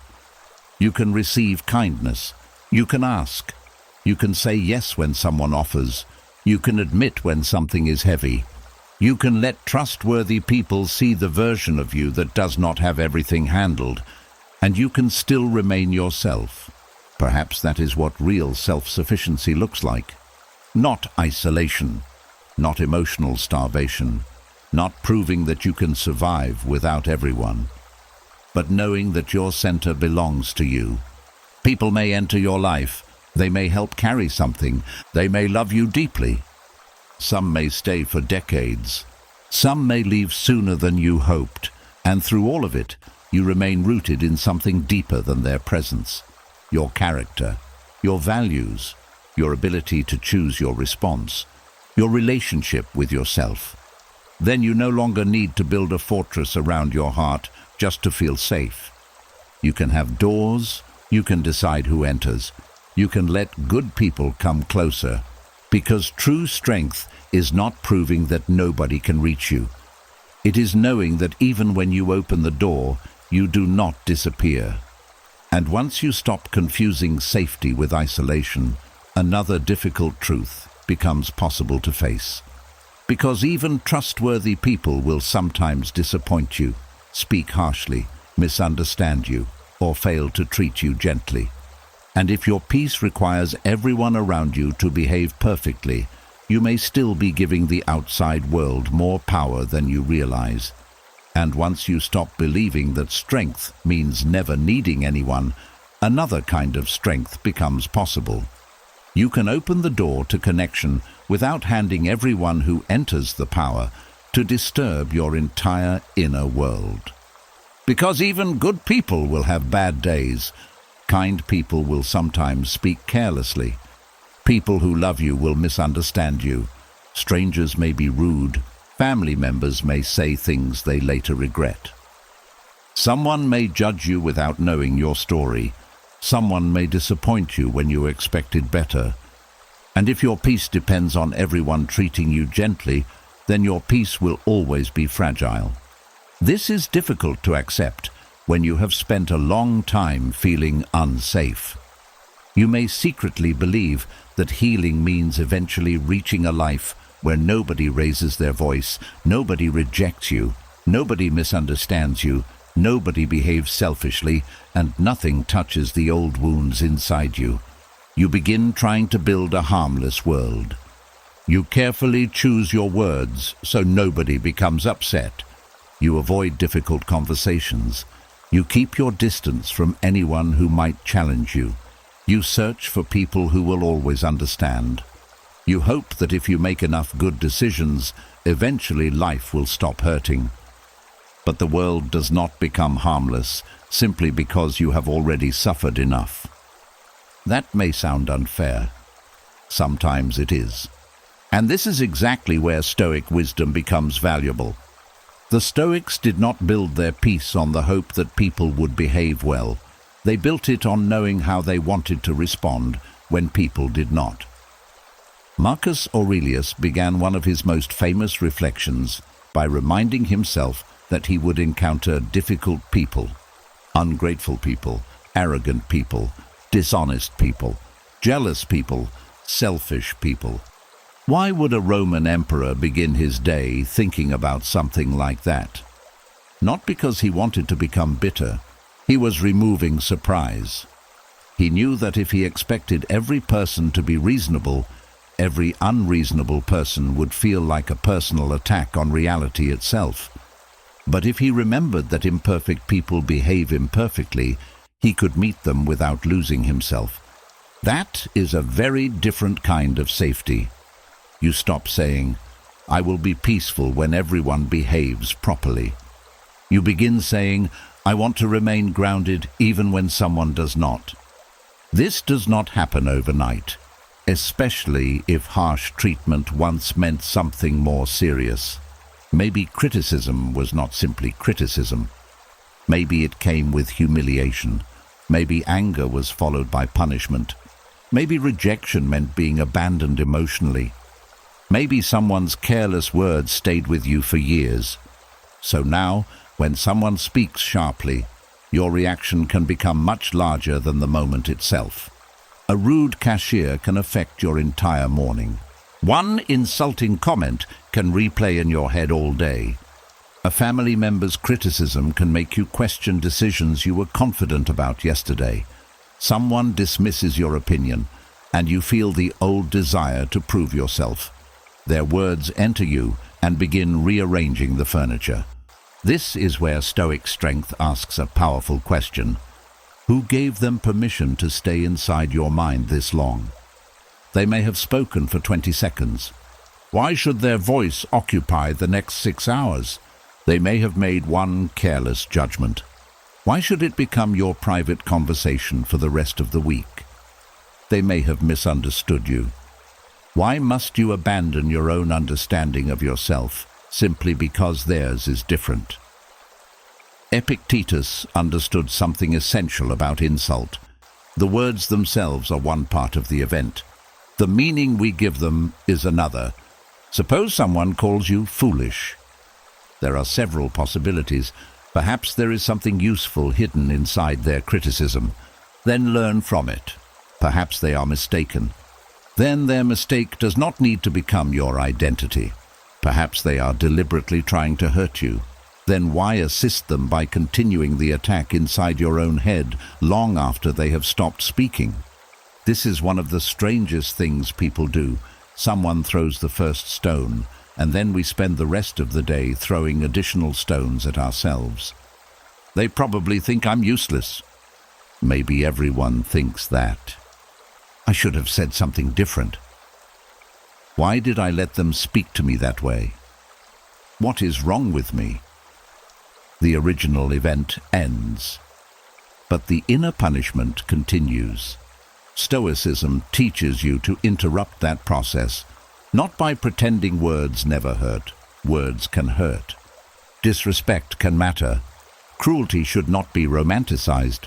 The goal is not to become a stone that feels nothing.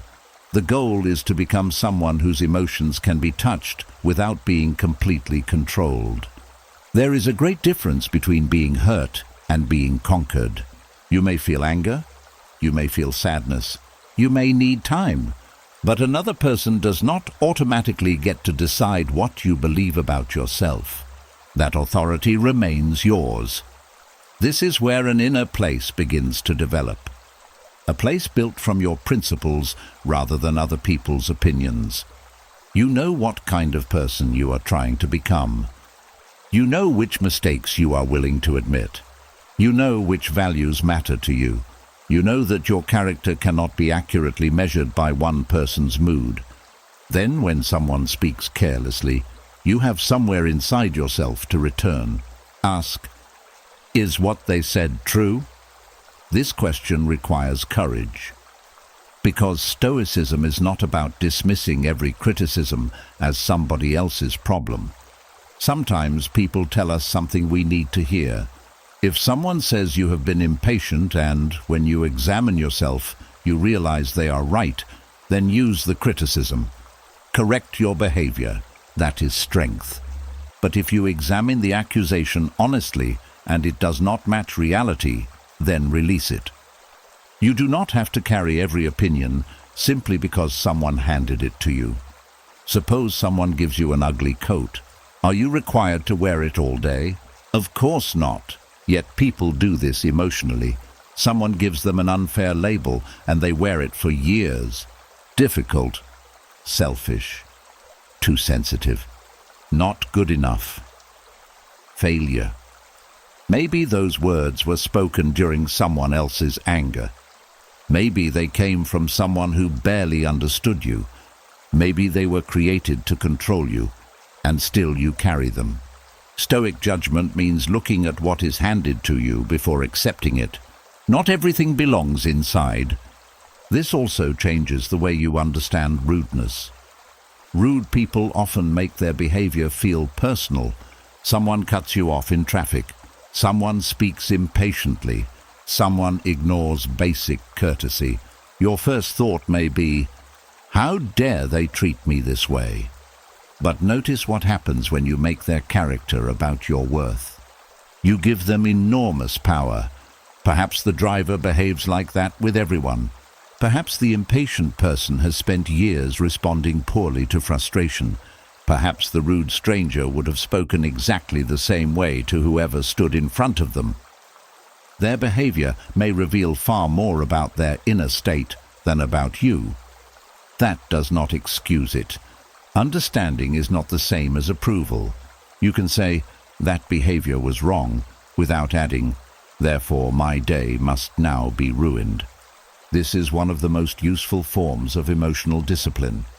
You stop turning every unpleasant person into an important person.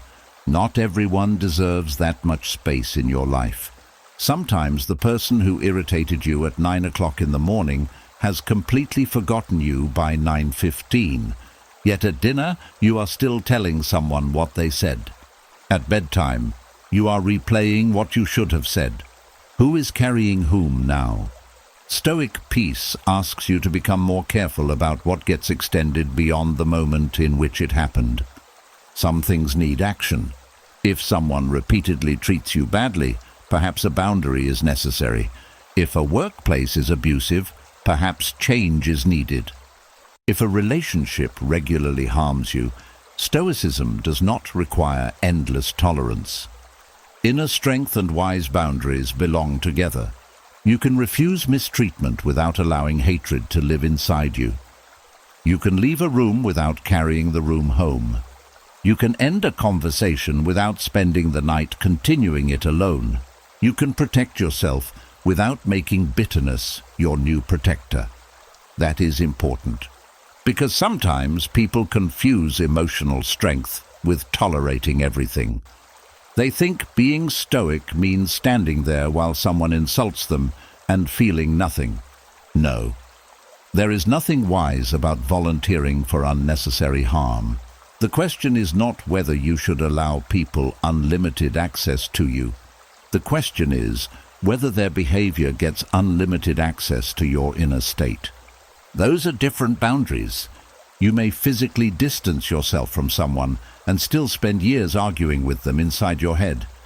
Then the body escaped, but the mind did not. Real freedom eventually requires both. You take whatever practical action is necessary. Then you work on releasing the emotional occupation. There is another expectation worth questioning. They should know better. Perhaps they should, but people often do not behave according to what they should know. They behave according to their habits, fears, desires, wounds, beliefs, and level of awareness. You can spend years being angry that someone is not the person they should be, or you can deal with the person who actually exists. This is deeply Stoic. Reality first, preference second. My father should have understood me. Maybe he should have. Did he? My friend should never have betrayed me. Of course not. Did they? They should apologize. Maybe. Have they? Acceptance does not mean calling wrong behavior right. It means beginning with what is true. Only from there can you decide what to do. If you demand that reality become different before you allow yourself peace, you remain tied to the very person who disturbed you. You wait for the apology. You wait for them to understand. You wait for them to admit what they did. You wait for them to finally become gentle enough for you to heal, and perhaps they never do. Does your peace have to wait with them? No. That is the life-changing shift. You stop asking the world to become soft enough for you to live. You become steadier inside the world as it is, not hard. Steady. There is an important difference. Hardness says, "Nobody will ever hurt me because I will never let anyone close." Steadiness says, "People may hurt me, but pain will not automatically decide who I become." Hardness shuts down tenderness. Steadiness protects it. Hardness sees danger everywhere. Steadiness sees reality clearly and chooses accordingly. You can remain warm and still have boundaries. You can remain kind and still say no. You can remain compassionate without allowing manipulation. You can hear criticism without accepting humiliation. You can love difficult people from a distance. You can forgive someone and still decide that they no longer belong close to you. Your peace becomes less dependent on perfect surroundings. And that matters because perfect surroundings do not exist. There will always be someone who misunderstands, someone who speaks before thinking, someone whose values differ from yours, someone who does not appreciate what you do, someone who cannot give you the tenderness you hoped for. But there will also be good people, kind conversations, unexpected generosity, deep friendships, people who handle your heart carefully. Stoicism does not ask you to focus only on the difficult ones. It simply keeps the difficult ones from owning too much of you. You begin reserving your deepest attention for what deserves it. Your character, your choices, the people you love, the work that matters, the ordinary joys of being alive. Then one stranger's rudeness becomes smaller. One person's misunderstanding becomes manageable. One harsh comment loses the power to rewrite the entire day. You may still feel it, but you recover sooner. And that is often what emotional strength really looks like. Not never being shaken, returning to yourself more quickly after you are. Over time, you begin building a home inside yourself that not everyone has a key to. People can knock. Some may shout outside. Some may criticize the way the house looks. Some may walk away, but they cannot simply enter and rearrange everything unless you keep handing them the key. And perhaps this is where another hidden layer of healing begins. Because once you stop organizing your life around other people's behavior, you may notice that some of the rules you still follow were never consciously chosen by you at all. They were created years ago, during a time when staying safe required you to become someone very different from who you are today. And once you begin building a place inside yourself that other people cannot easily invade, you may notice something strange. Some of the pressure you feel is not coming from anyone around you anymore. It is coming from rules you still follow. Rules nobody says out loud. Rules you may not even realize are there. Never disagree. Never be difficult. Never ask for too much. Never let anyone see you struggling. Always be useful. Always keep the peace. Never depend on anyone. Leave before they leave you. Do not celebrate too soon. Do not relax completely. Do not make mistakes. Do not become a burden. And perhaps the most painful one of all, if I behave correctly enough, maybe nothing bad will happen.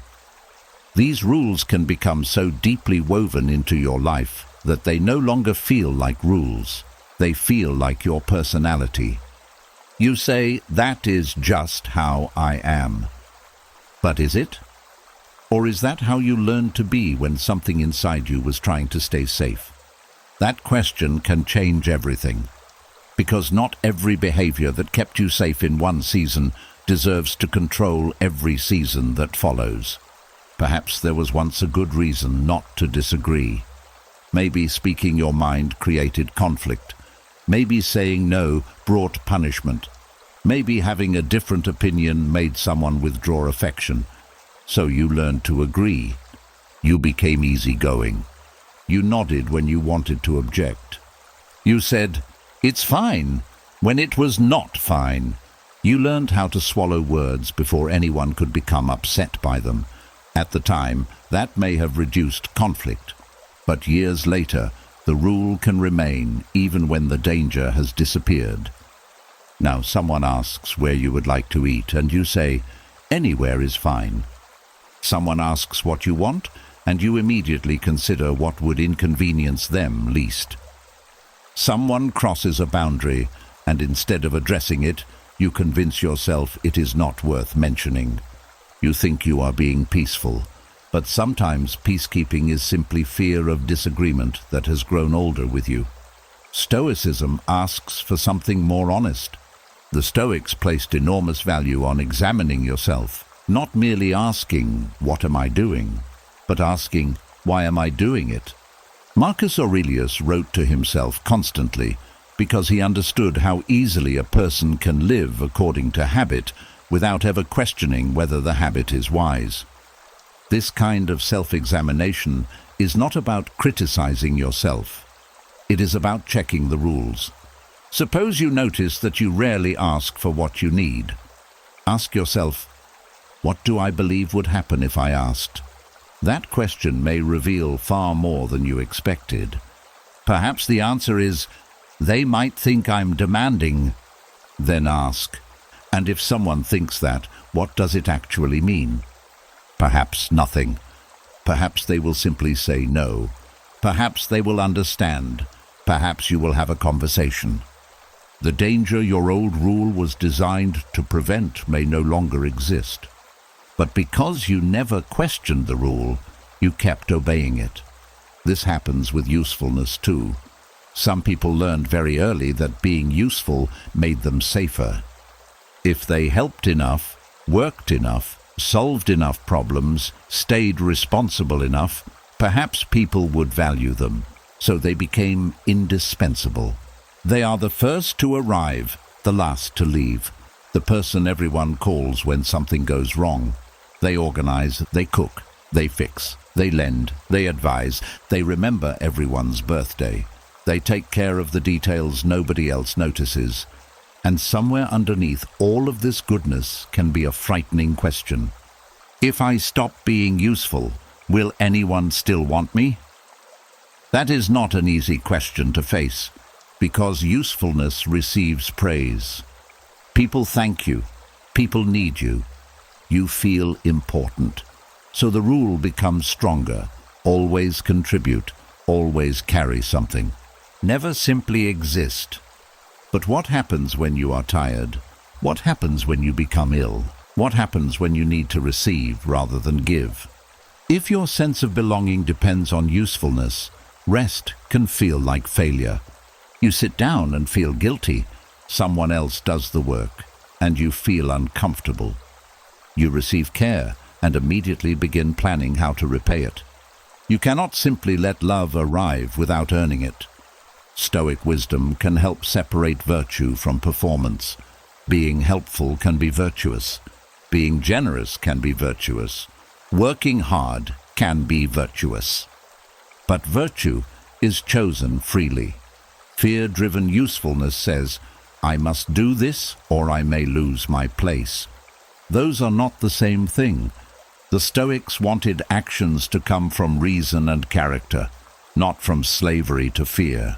So before saying yes, you can begin asking, would I still choose this if I were not afraid of disappointing anyone? Sometimes the answer will still be yes. Wonderful. Then help freely. But sometimes the answer will be no, and that no contains information. Maybe you are not being selfish. Maybe you are discovering that an old rule has been making decisions for you. Another common rule is never relax. This one can hide especially well because society often rewards it. You are productive, responsible, always moving. There is always another task, another problem, another thing to prepare. Even when the work is finished, you find something else. You clean, you check, you plan, you organize tomorrow, you answer messages that could wait. You keep your hands busy because stillness makes something inside you uncomfortable. If you stop, perhaps thoughts rise. Perhaps guilt rises. Perhaps you suddenly notice how tired you actually are. And an old rule whispers, do not become careless. For some people, relaxation became connected with vulnerability. When you relax, you are not watching. When you are not watching, something might happen. So tension becomes a strange kind of protection. But ask yourself, what danger does sitting peacefully for 20 minutes actually create today? Not years ago. Today. What would truly happen if the dishes waited until morning? What happens if someone calls and you do not answer immediately? What happens if you allow one afternoon to contain nothing useful? You may discover that the greatest danger is simply feeling uncomfortable, and discomfort is something you can survive. This is where Stoic practice becomes very practical. You do not need to destroy every old rule in one dramatic moment. You test it, slowly. Suppose the old rule says, never disagree. Next time something small comes up, express a different preference politely. Then observe what happens. Maybe someone says, okay, and that is all. Your nervous system expected a storm. Reality gave you a conversation. Suppose the rule says, never ask for much. Ask for something reasonable, perhaps help carrying something, Perhaps more time. Perhaps clarification. Perhaps a different table at a restaurant. You may hear yes. You may hear no. Either answer teaches something important. You survived asking. The goal is not always getting what you want. The goal is discovering that having a need does not make you dangerous or difficult. Another old rule can be even more painful. Leave before they leave. This rule often disguises itself as pride. You notice someone becoming slightly distant and immediately pull back further. You stop calling. You become cold. You convince yourself that you no longer care. You end relationships early because being the one who leaves feels safer than being the one left behind. Then later, you tell yourself, people always disappear. But sometimes you disappeared first. The old rule protected you from one kind of pain while creating another. It protected you from rejection by making closeness difficult to maintain. Stoic courage does not mean clinging to every relationship. Some relationships should end. Some people repeatedly show you that they cannot meet you with honesty or respect. But there is a difference between leaving because reality has shown you enough and leaving because fear wants to beat rejection to the door. Self-examination helps you see which one is happening. Ask, am I responding to what this person has actually done, or to what I am afraid they might eventually do?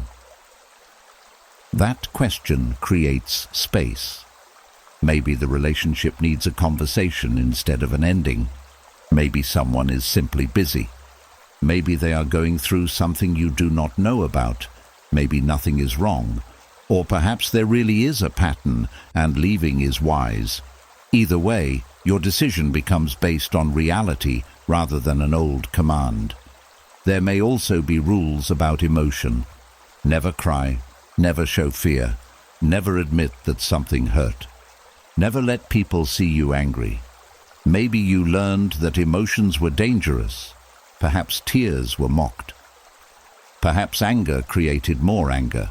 Perhaps vulnerability was used against you, so you became controlled, composed, difficult to read.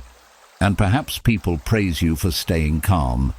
But sometimes there is a difference between calmness and emotional absence. The Stoics are frequently misunderstood here. They were not trying to become emotionless. Their goal was not to erase human feeling. They wanted to prevent uncontrolled judgments and impulses from ruling their behavior. You can feel sadness and still act wisely. You can feel fear and still make a courageous choice. You can feel anger without becoming cruel. You can admit that something hurt without giving the pain authority over your entire life. That is stronger than pretending nothing touches you.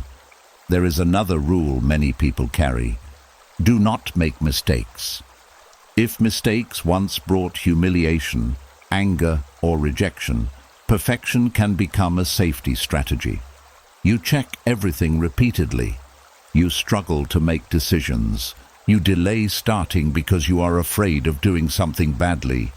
You become harsh with yourself over small errors. A forgotten appointment becomes evidence that you are irresponsible. A poor decision becomes proof that you cannot trust yourself. But Stoic self-examination is meant to produce correction, not self-destruction. If you made a mistake, identify it. Learn what can be learned. Repair what can be repaired. Then continue. Marcus Aurelius repeatedly corrected himself in his private reflections. He did not require yesterday's mistake to become today's identity. That is a useful rule to replace the old one. I do not need to avoid every mistake. I need to become someone who can respond wisely after making one. Notice how much freedom is inside that sentence. You can move, you can try, you can speak, you can choose. You no longer need perfection before participation. And this is ultimately what examining old rules gives back to you: choice. The old rule says you must. Wisdom asks, do I still choose this? The old rule says, This is dangerous. Wisdom asks, is it dangerous now? The old rule says, this is who you are. Wisdom asks, or is this who you once needed to become? Some rules may still be useful. Keep them. Maybe experience taught you to be careful with money. Good. Maybe you learned not to trust immediately. Reasonable. Maybe hardship taught you to prepare. Useful. Healing does not require becoming careless. It requires separating wisdom from fear. Keep the wisdom. Release the fear. That distinction matters. Perhaps never trust anyone becomes trust slowly and watch for consistency. Perhaps never depend on anyone becomes choose carefully who you depend on. Perhaps never disagree becomes disagree respectfully when honesty requires it. Perhaps always be useful becomes help when it is good and reasonable, not because you need to earn your place. Perhaps never relax becomes rest is part of a well-lived life. Perhaps leave before they leave becomes I can tolerate not knowing how every relationship ends. Those are not small changes. They change the authority inside your life. For years, fear may have been writing the rules. Now you begin reviewing them, one by one, not with anger toward the person you used to be. Those rules may have helped you through something difficult. They deserve understanding. But gratitude for an old strategy does not require lifelong obedience to it. A coat can keep you warm through winter and still become unnecessary in summer. You do not hate the coat. You simply recognize that the season has changed. And maybe that is what healing asks you to notice. The season has changed. You're not standing in every old room anymore. You are not dealing with every old person anymore. You have knowledge you did not have then, choices you did not have then, strength you did not recognize then. You can update the rules. You can decide what still serves your character and what only serves an old fear. And as those invisible rules begin losing their authority, another habit often begins to loosen with them. The need to explain every decision. Because when you have spent years believing that safety depends on being understood, approved of, and seen as reasonable, you can start treating every misunderstanding like something you must immediately correct. And once you begin questioning the old rules you have been obeying, one of the hardest rules to release may be this: if people misunderstand me, I have to fix it. That rule can become exhausting. You explain why you said what you said. Then you explain what you meant. Then you explain what you did not mean. You add more details. You soften your words. You defend your intentions. You tell the story again from another angle. And sometimes, even after all of that, the other person still sees you differently than you hoped. That can feel unbearable when being misunderstood once carried a real cost. Maybe misunderstanding used to lead to punishment. Maybe one wrong assumption became an argument that lasted for hours. Maybe someone withdrew affection until you proved yourself. Maybe you were accused of motives you did not have. Maybe silence became your punishment. Maybe you learned that if you did not explain yourself perfectly, something important could be taken away. So now, explanation becomes protection. You are not always trying to be understood. Sometimes you are trying to feel safe. There is a difference. Understanding says, I want to communicate clearly. Fear says, I cannot relax until you see me correctly. And when fear takes over, you may find yourself trying to control something no human being can fully control, another person's interpretation of you. Stoic wisdom becomes very useful here. The Stoics were deeply concerned with character, but much less concerned with controlling reputation. That does not mean reputation meant nothing. It means reputation belonged partly to other people. Your intentions belong to you. Your choices belong to you. The care you put into your words belongs to you. What someone decides those words mean does not completely belong to you.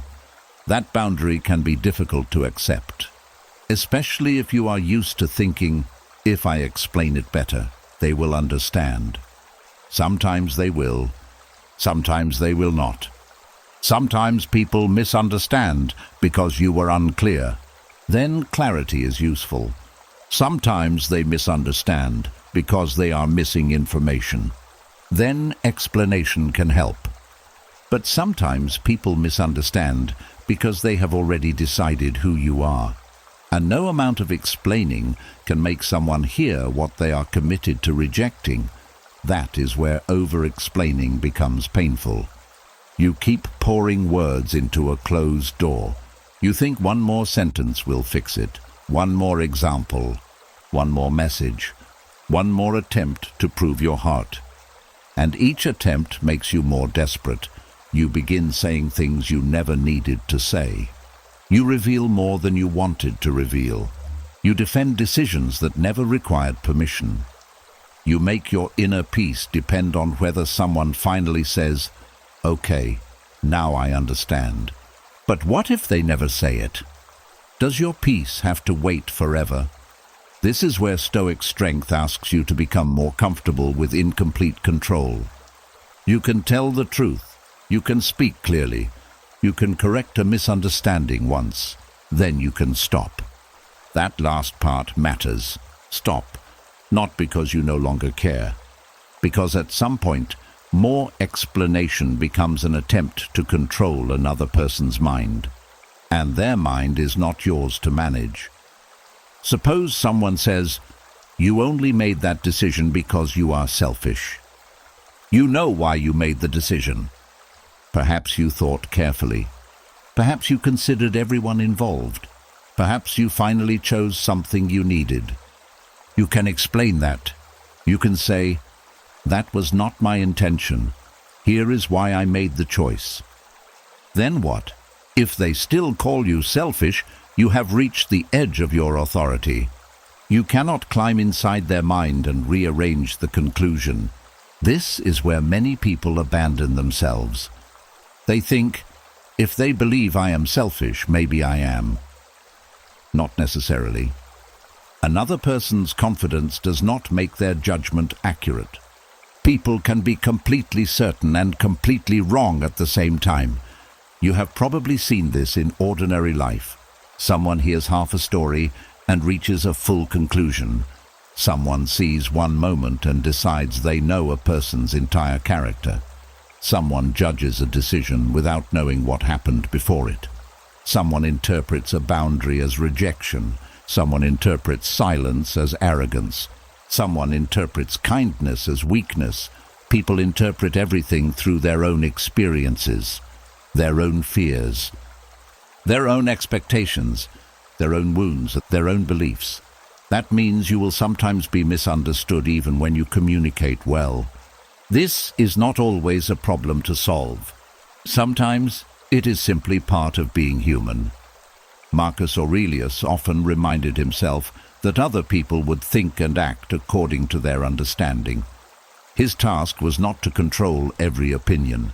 His task was to make sure his own actions were worthy of respect. That is a completely different way to live. Instead of asking, "Do they understand me?" you begin asking, "Did I act according to my values?" Instead of, "Do they approve?" you ask, "Was I honest?" Instead of, "Do they think I am a good person?" you ask, "Did I behave like one?" Notice how much power returns to you. You are no longer standing in front of an invisible jury every day. You are returning to your own conscience. That does not mean your conscience is always right. You still need humility. You still need feedback. You still need people who can tell you when you are wrong.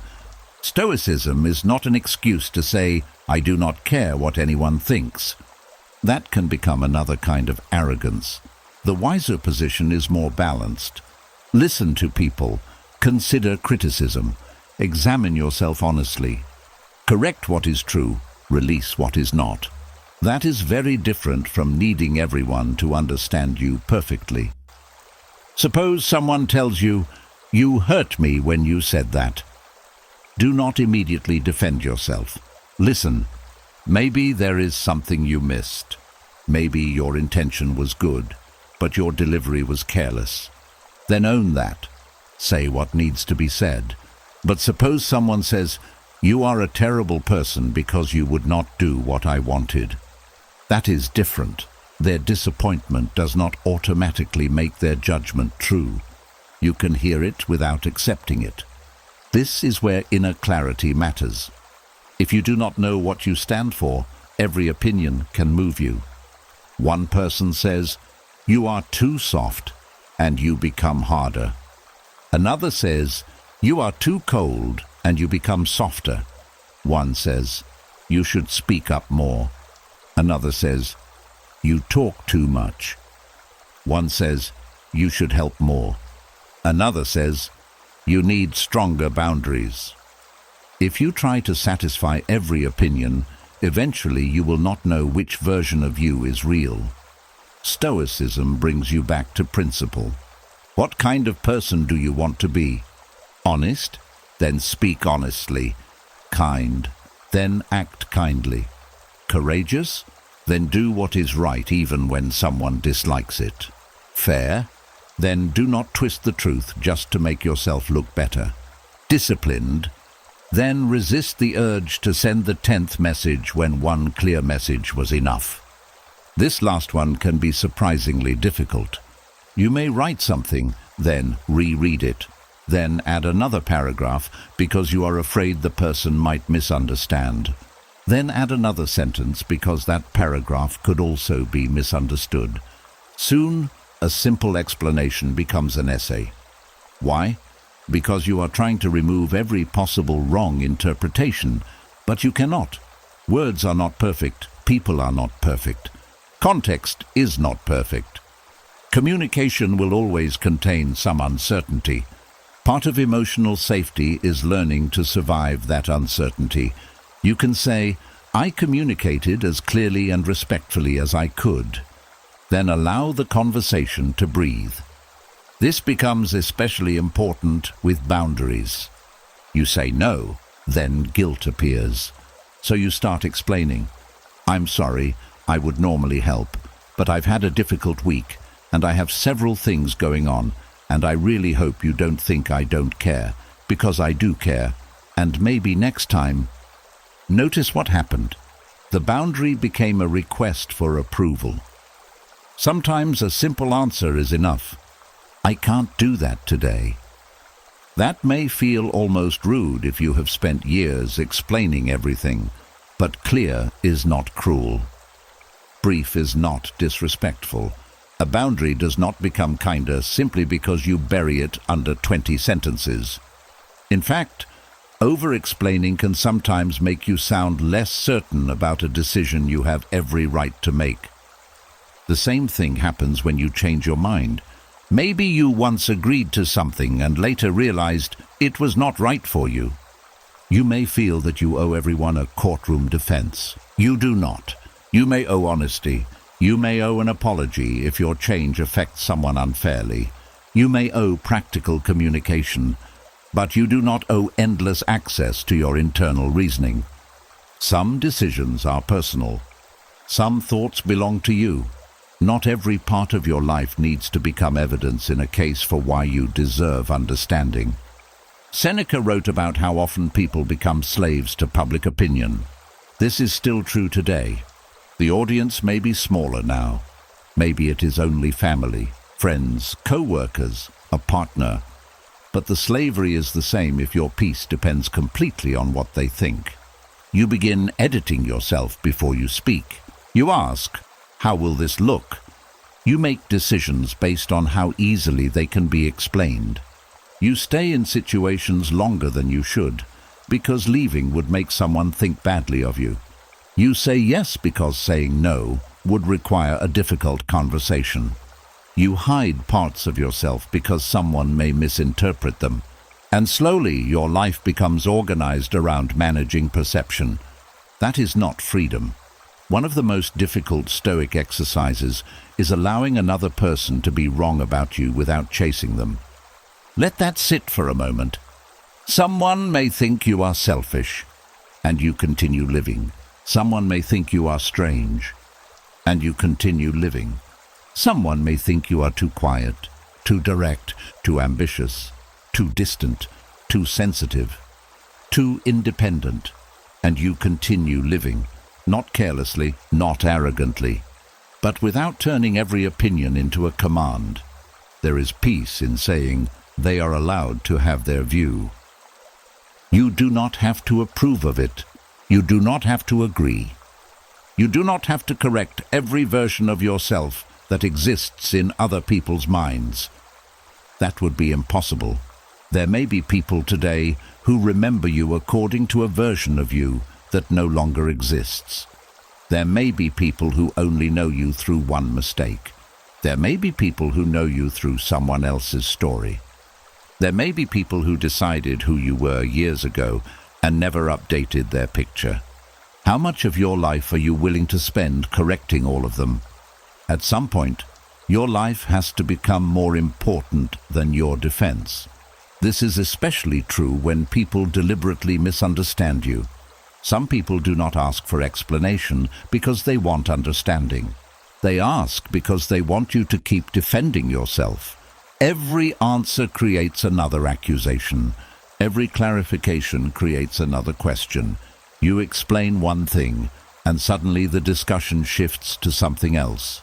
You begin feeling as if you are trying to prove your innocence in a trial that has no end. That is when stepping away can become wisdom. You can say, I have explained my position. I do not have anything more to add. Then let silence do what another 100 sentences could not. That can feel terrifying if silence once meant losing control. But sometimes silence is not defeat. Sometimes silence is the moment you stop volunteering for a fight that no longer deserves your energy. You do not have to win every misunderstanding. You do not have to correct every rumor. You do not need the final word in every disagreement.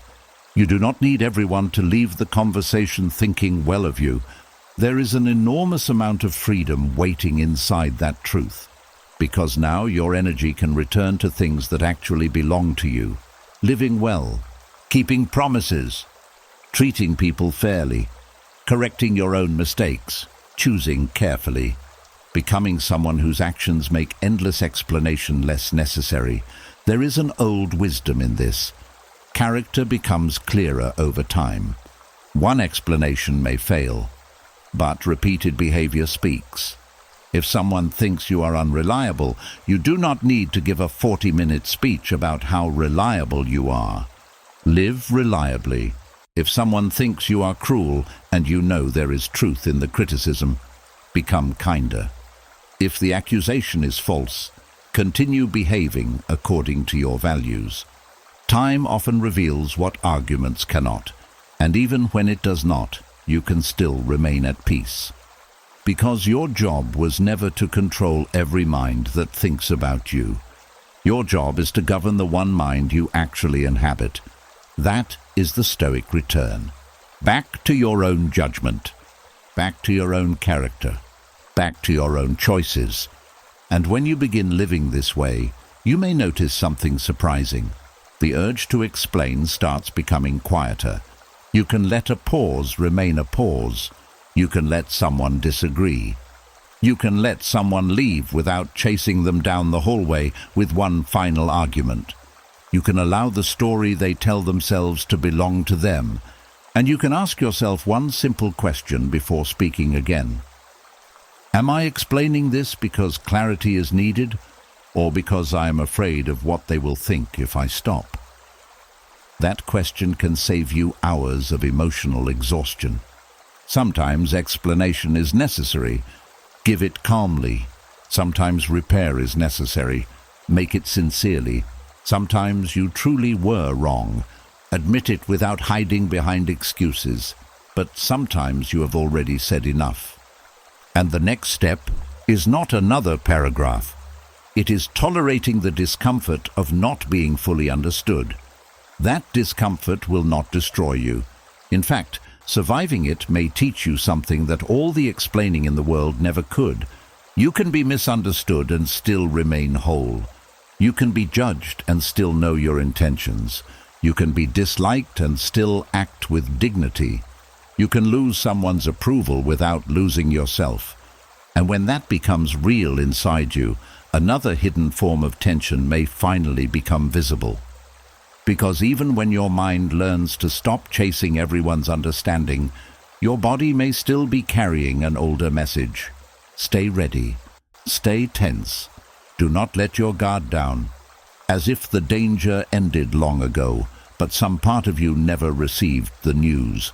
And once you stop chasing every misunderstanding, defending every choice, and trying to control what lives inside other people's minds, something quieter may finally become noticeable. Your body may still be waiting for danger. You may understand, logically, that things are different now. The house is quieter. The relationship is safer. The argument ended years ago. The person who frightened you is no longer around. The crisis passed, and still, your shoulders remain tight. Your jaw stays clenched. Your breathing becomes shallow without you noticing. You wake during the night, even when nothing is wrong. A sudden sound makes your whole body jump. You sit down to rest, yet after a few minutes, you feel the need to stand, clean something, check something, move somewhere, do anything except remain still. It can feel confusing. You may ask yourself, why am I still like this? But sometimes the body learns a lesson more slowly than the mind. The mind can say, it is over. The body may still be saying, stay ready. That does not mean you are failing. It means repetition taught your body one pattern, and repetition may be needed to teach it another. This is where Stoic practice becomes more physical than many people realize. Stoicism is often described as a philosophy of thoughts, judgments, and choices. But one of its most useful habits is very simple.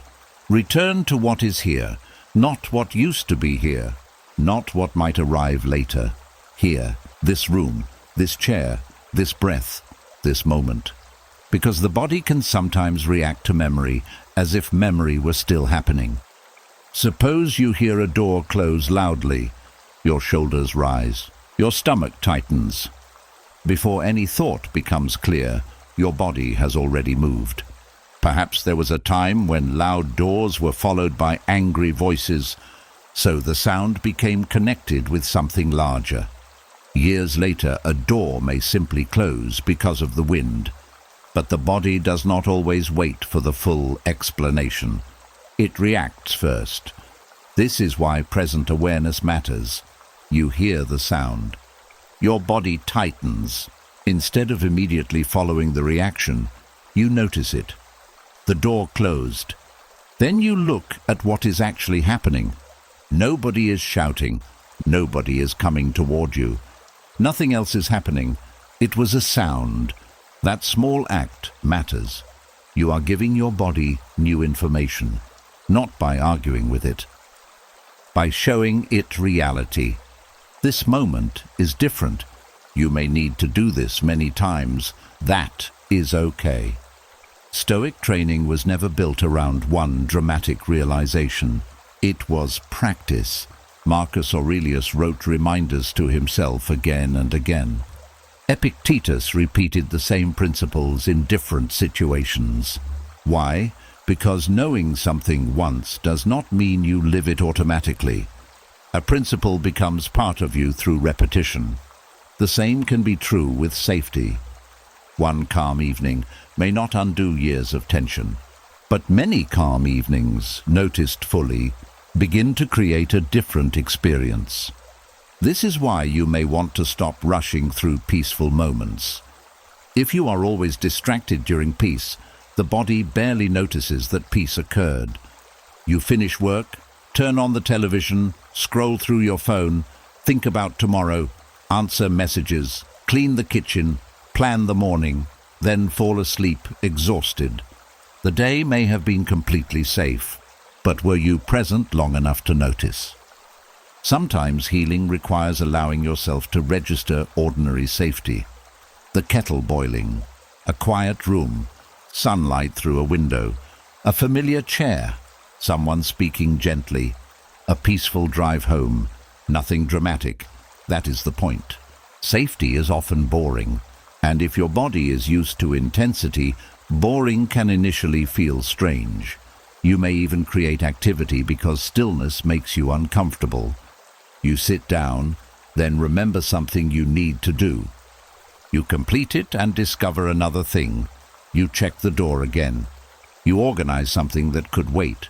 You look at your phone without knowing what you're looking for. The body keeps moving because movement feels like readiness. Stillness feels exposed. But ask yourself, what would happen if I stayed here for 1 more minute? Not an hour, 1 minute. Let your feet remain where they are. Notice your hands. Are they tight? Let them soften if they can. Notice your shoulders. Are they lifted? Allow them to drop a little. Notice your breathing.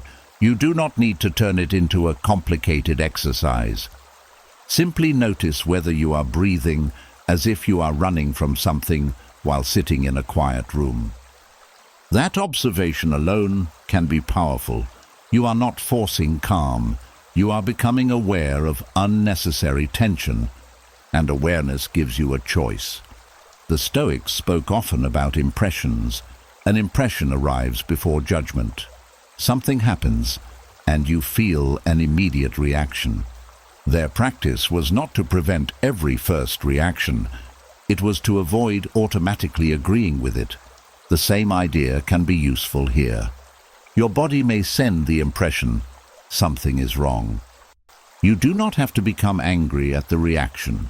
You can answer, let me look. Then look. What is actually happening? Perhaps nothing dangerous. Perhaps someone is simply late. Perhaps the room is quiet. Perhaps you are alone but not abandoned. Perhaps you are resting, not neglecting something. Perhaps your body is remembering an old environment while your eyes are looking at a new one. This is why the present can become a kind of anchor.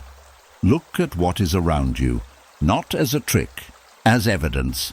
This is where I am. This is who is here. This is what is happening. Reality deserves to have a voice too. Your body may also carry tension through sleep. You lie down tired but remain alert. A small sound wakes you. You check the time. You think about things you forgot. Your mind begins producing tasks. Your body seems unwilling to fully surrender to rest. For someone who learned that vigilance was useful, sleep can feel like the ultimate loss of control. You cannot watch everything while sleeping. You cannot prepare. You cannot manage. So even when you need rest, part of you resists it. Here again, Stoic practice offers a simple frame. The day has ended. What belongs to you now? Not tomorrow's work, not tomorrow's conversations, not tomorrow's possible problems. Right now, the task may simply be rest. That sounds simple, but for some people, rest requires more courage than work. Work gives you something to control. Rest asks you to release control for a while. You may need to tell yourself, nothing more is required from me in this moment. Not forever, just this moment. Seneca wrote about how people allow worries from many different times to crowd into one day. The past arrives with regret. The future arrives with fear. Then the present has nowhere to stand.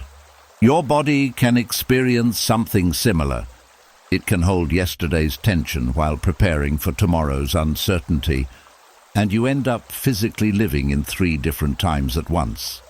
Stoic attention brings you back to one. Now, the past has information. Take the wisdom. The future may require preparation. Do what is reasonable, then return. This is not denial, it is timing. You deal with things when they actually belong to the moment. There is also the startle response. Someone calls your name suddenly. Something falls. A phone rings unexpectedly. A person walks into the room without you hearing them approach. Your whole body reacts. Then perhaps embarrassment follows. Why did I jump like that? You do not need to make the second reaction worse than the first. The first reaction happened. Now the moment has changed. This is important. The sound is already over. You are safe now. You do not need to spend the next 10 minutes criticizing yourself for a reaction that lasted 1 second. That only creates another layer of tension. Stoic self-command is not self-punishment. It is returning. Again and again. Return. The sound happened. Return. The thought appeared. Return. The shoulders tightened. Return. The memory came. Return. You do not need to win a war against your body. You need to keep showing it where you are. Over time, you may begin noticing how much of your day is spent physically prepared for an argument that never starts. Perhaps you clench your jaw while reading an ordinary email. Perhaps your stomach tightens before answering a simple question. Perhaps you sit with your arms folded tightly without realizing it. Perhaps your feet remain ready to move even when you intend to rest. These small patterns can become signals. Not signals that something is wrong with you. Signals to check the present. What am I preparing for? That is a powerful question.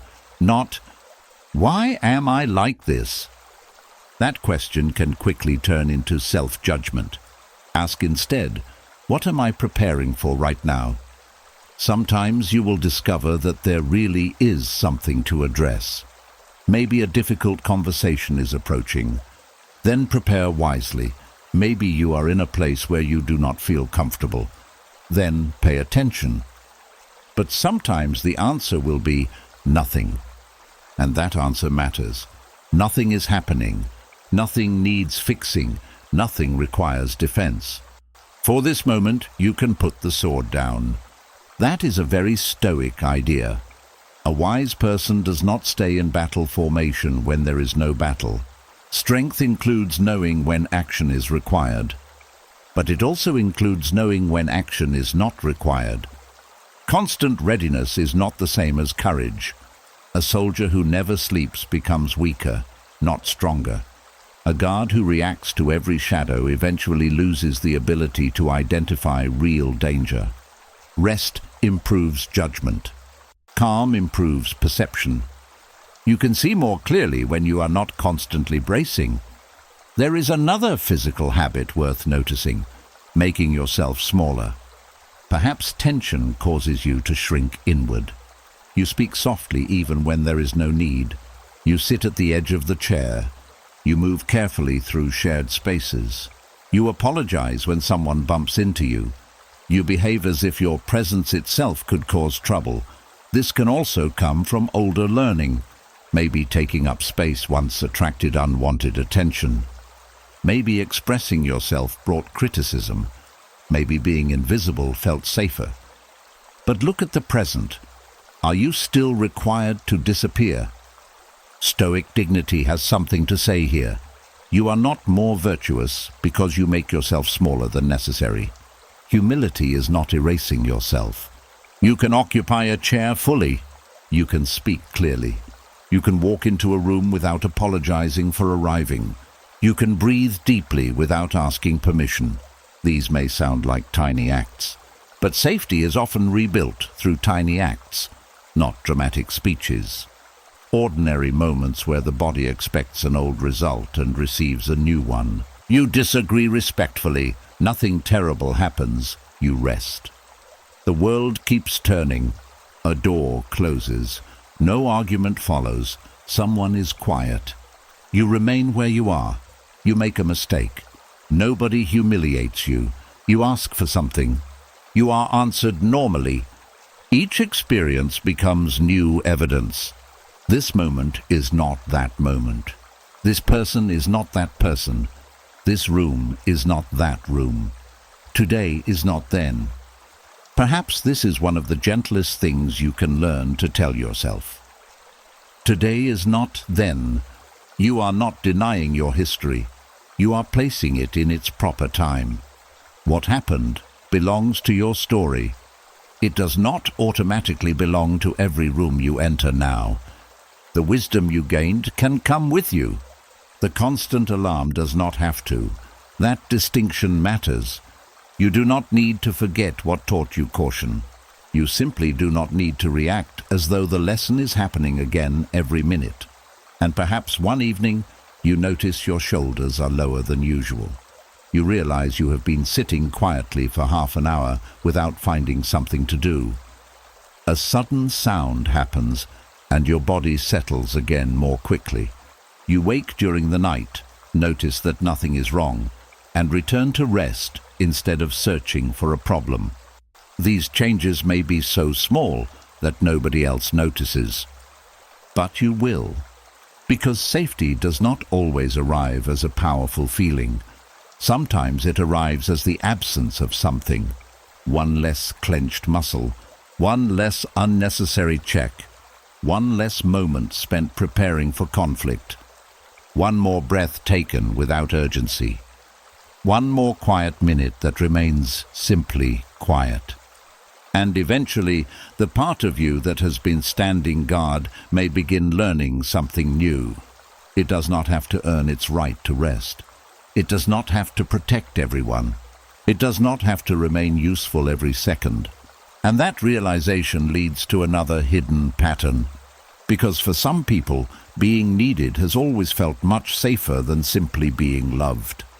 And once your body begins to learn that it does not have to remain on guard every moment, another question can rise from the quiet. If nobody needs something from you right now, who are you? For some people, that question is far more uncomfortable than it sounds. You may know how to be the helper, the fixer, the dependable one, the person who remembers what everyone needs before they ask, the person who answers the phone, the person who lends the money, the person who solves the problem, the person who keeps the family together. But when nobody needs rescuing, organizing, comforting, advising, feeding, fixing, or protecting, you may suddenly feel strangely empty. And perhaps that is because being needed once felt safer than simply being loved. There is a hidden security in usefulness. If someone needs you, there seems to be a reason for them to keep you around. If you solve their problems, maybe they will value you. If you make their life easier, maybe they will not reject you. If you become indispensable, maybe nobody will leave. That bargain is rarely spoken aloud. Sometimes you do not even know you made it, but you can see it in the way you live. Someone mentions a problem, and before they finish speaking, you are already searching for a solution. A family member struggles financially, and you immediately begin wondering what you can sacrifice. A friend feels sad, and their sadness becomes your assignment. Someone makes a mistake, and you step in before they experience the consequences. You notice a gap, and your first instinct is to fill it. You see a burden, and your hand reaches for it. People begin depending on you, and being depended on can feel deeply satisfying. There is nothing wrong with that by itself. Human beings are supposed to help one another. The Stoics believed strongly in service. Marcus Aurelius repeatedly reminded himself that human beings exist to work together, like parts of the same body. Helping people can be one of the most meaningful things you do.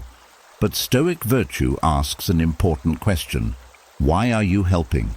Because the same action can come from completely different places. You can help someone because kindness is part of your character. Or you can help because you are terrified of what happens if you stop. You can care for someone because you love them. Or you can care for them because being necessary makes you feel secure. You can give freely. Or you can give while secretly hoping your sacrifice guarantees loyalty. From the outside, these behaviors may look identical. Inside, they feel very different. Genuine service has freedom in it. You can help, and you can sometimes say no. Fear-driven service feels compulsory.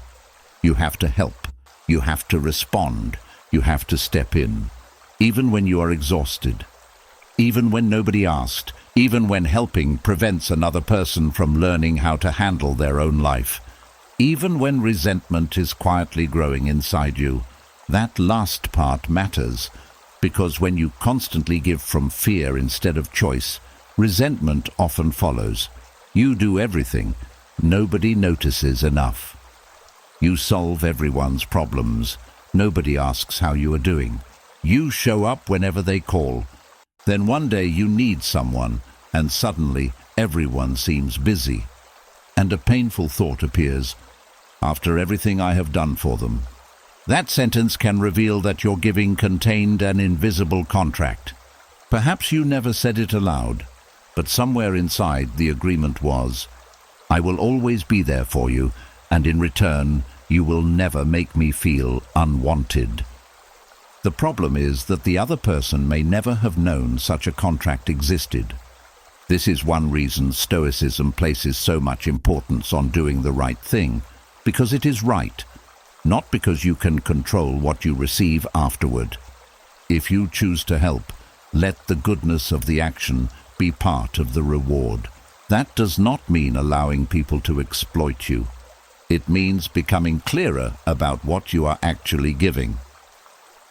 Marcus Aurelius compared good action to the natural work of things in nature. A tree produces fruit. The sun gives light. A healthy human being contributes where contribution is appropriate. The tree does not chase the person who ate its fruit demanding applause. That kind of service is lighter. You help because helping fits your values. Then you release the need to turn the favor into evidence that you deserve love, because your worth cannot safely depend on how useful you are today. Consider what happens when usefulness becomes identity. You become uncomfortable when someone solves a problem without you. You feel forgotten when family members become more independent. You may give advice nobody requested because being involved feels like being important. You step into situations other adults could handle themselves. You may even feel a small pain when someone says, "Don't worry, I've got it." Why would those words hurt? Because perhaps a part of you hears something they never said. I don't need you anymore. And your mind turns that into, then maybe I no longer matter. But those are very different statements. Someone needing you less does not mean loving you less. A child becoming independent does not erase the parent. A friend solving their own problem does not erase the friendship. A partner learning to carry something alone does not make your presence meaningless. Healthy love should be able to survive usefulness becoming unnecessary. In fact, perhaps that is one of the clearest tests of love. Do people still want your company when you are not doing anything for them? Can you sit at the table without serving everyone? Can you have a conversation without solving anyone? Can you visit someone without bringing something? Can you let another person cook? Drive, organize, decide. Can you simply be there?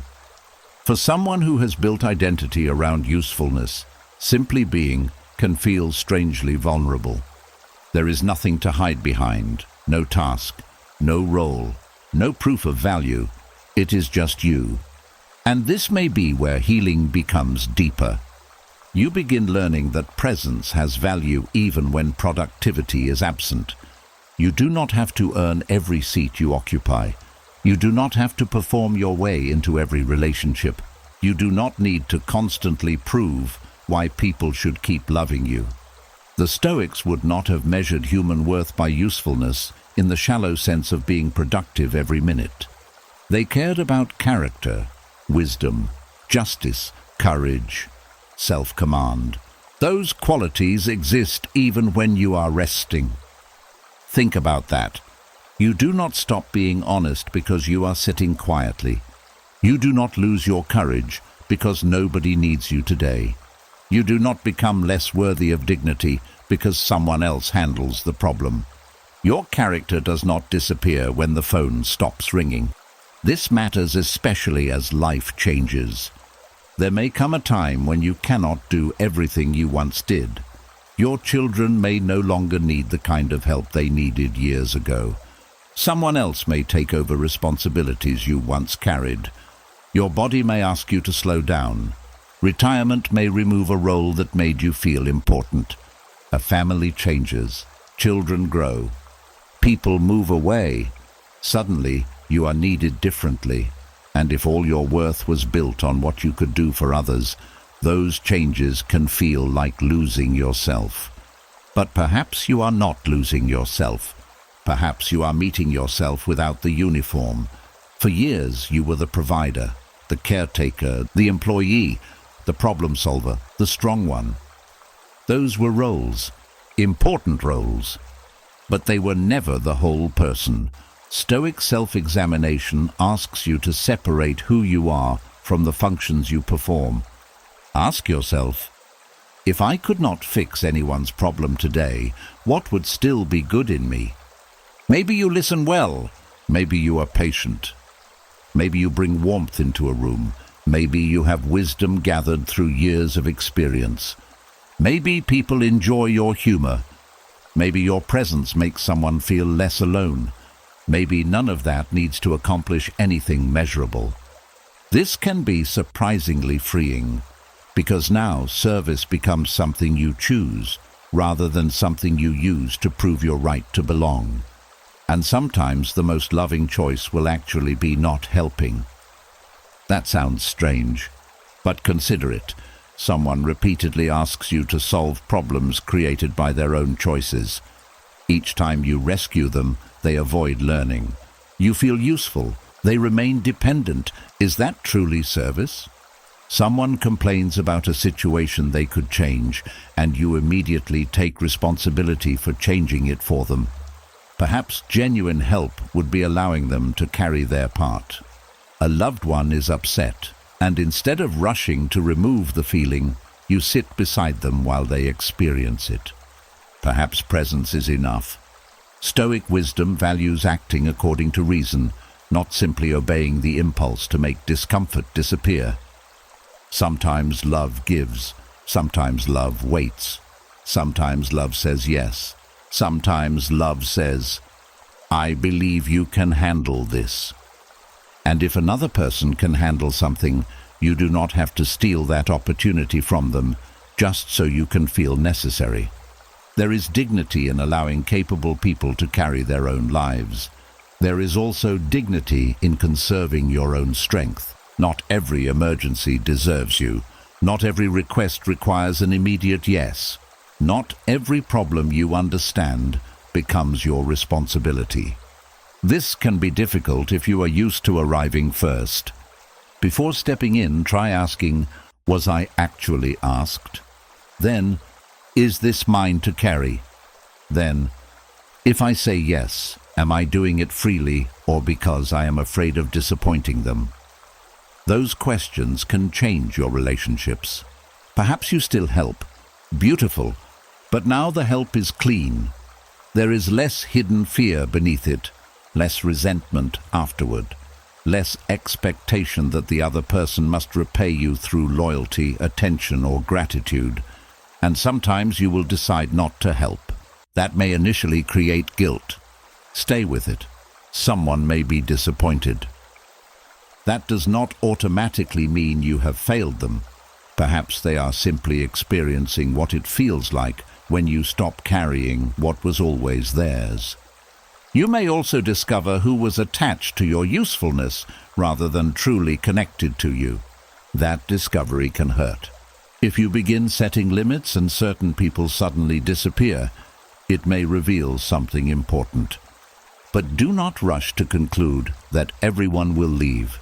Give healthy relationships a chance to adjust. People who genuinely care about you may be surprised when you change an old pattern, but healthy connection can survive change. Someone may learn to ask instead of assume. Someone may begin offering help back. Someone may discover a new side of you because, for the first time, you have enough energy to show it. You may discover that conversations become deeper when you stop spending every moment fixing something. You may laugh more, listen differently, share your own struggles, become a person in the relationship rather than the service department. That is not selfishness. That is mutuality. And perhaps one of the most powerful things you can practice is receiving love when you have done nothing to earn it that day. Someone calls simply because they wanted to hear your voice. Do not immediately ask what they need. Someone brings you something. Receive it. Someone offers to help. Let them. Someone sits beside you without asking for advice. Let silence be enough. Notice what rises inside you. Maybe discomfort, maybe suspicion, maybe the urge to repay immediately. You do not have to obey that urge. You can simply say, "Thank you." Those two words can become a practice in allowing yourself to receive. Not everything good has to become a debt. And gradually, you may begin discovering a form of security that usefulness could never give you. You matter even when nobody needs rescuing. You matter on the quiet days. You matter when someone else has the answer. You matter when your children handle their own problems. You matter when you are resting instead of working. You matter when all you bring into the room is yourself. Then helping others becomes what Stoic service was meant to be. An expression of character, not a desperate argument for why you should be loved. You can serve without disappearing into service. You can give without emptying yourself. You can be dependable without becoming everyone's emotional emergency room. You can let people need you sometimes without making their need the foundation of your identity. And when nobody needs anything, you can remain. You can breathe. You can enjoy your own life. You can let yourself be loved without performing for it. That is a quieter form of safety. But it may also reveal another strange pattern.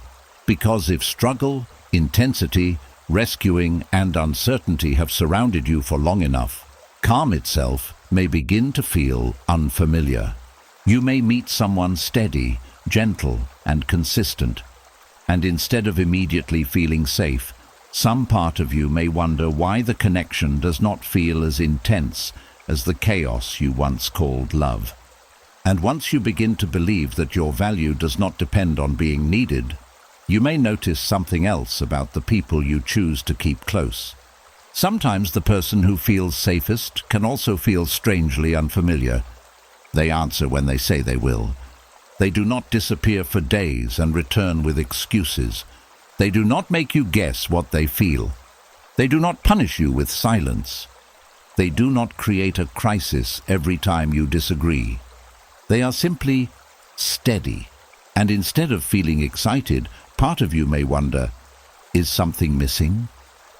That question can reveal how deeply familiarity shapes what we call connection. If emotional chaos surrounded you for long enough, intensity can begin to feel like love. Uncertainty can feel like chemistry. Chasing can feel like passion. Relief after conflict can feel like closeness. And calm can feel empty. This is one of the strangest things about old patterns. The mind does not always choose what is good because it is good. Sometimes it chooses what is familiar because familiar feels easier to recognize. Suppose you knew someone whose affection was unpredictable. One day they were warm, the next day they became distant. Sometimes they made you feel deeply important. Then suddenly you felt forgotten. So you learned to watch closely. When they were kind, you felt enormous relief. When they pulled away, you worked to bring the warmth back. Then when it returned, the relief was powerful. You may have called that powerful feeling love.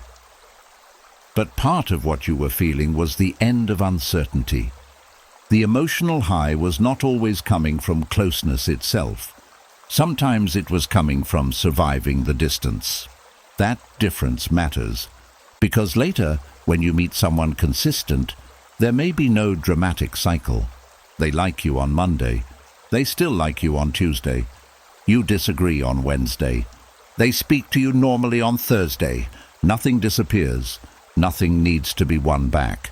And because there is no emotional cliff followed by relief, the relationship may seem less intense. You may think, maybe they do not really care. But what evidence do you have? Perhaps they call consistently. They listen. They remember what matters to you. Their actions match their words. They respect your boundaries. They do not make affection something you have to earn repeatedly.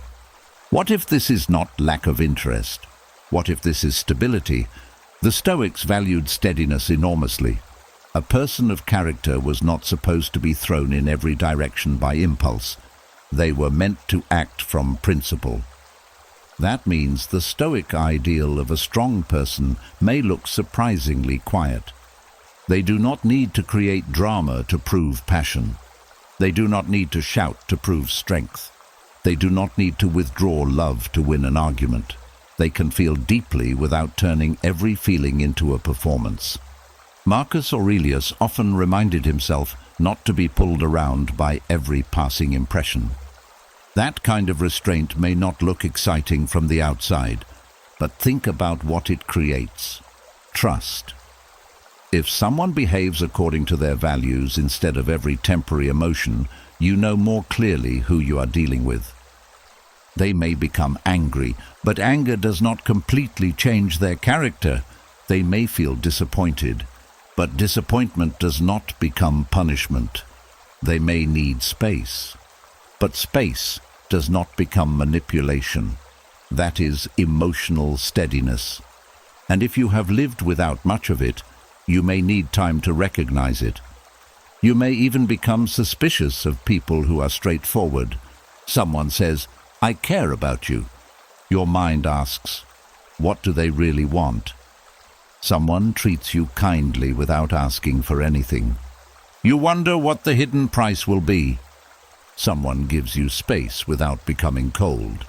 You think, maybe they do not care enough to fight. Someone refuses to argue about something small. You think they are emotionally distant, but perhaps they are simply refusing to turn every disagreement into war. This is where you have to become careful about confusing intensity with depth. A storm is intense. That does not make it nourishing. A fire can burn brightly.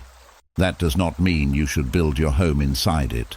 Some of the deepest things in life are quiet. A tree growing is quiet.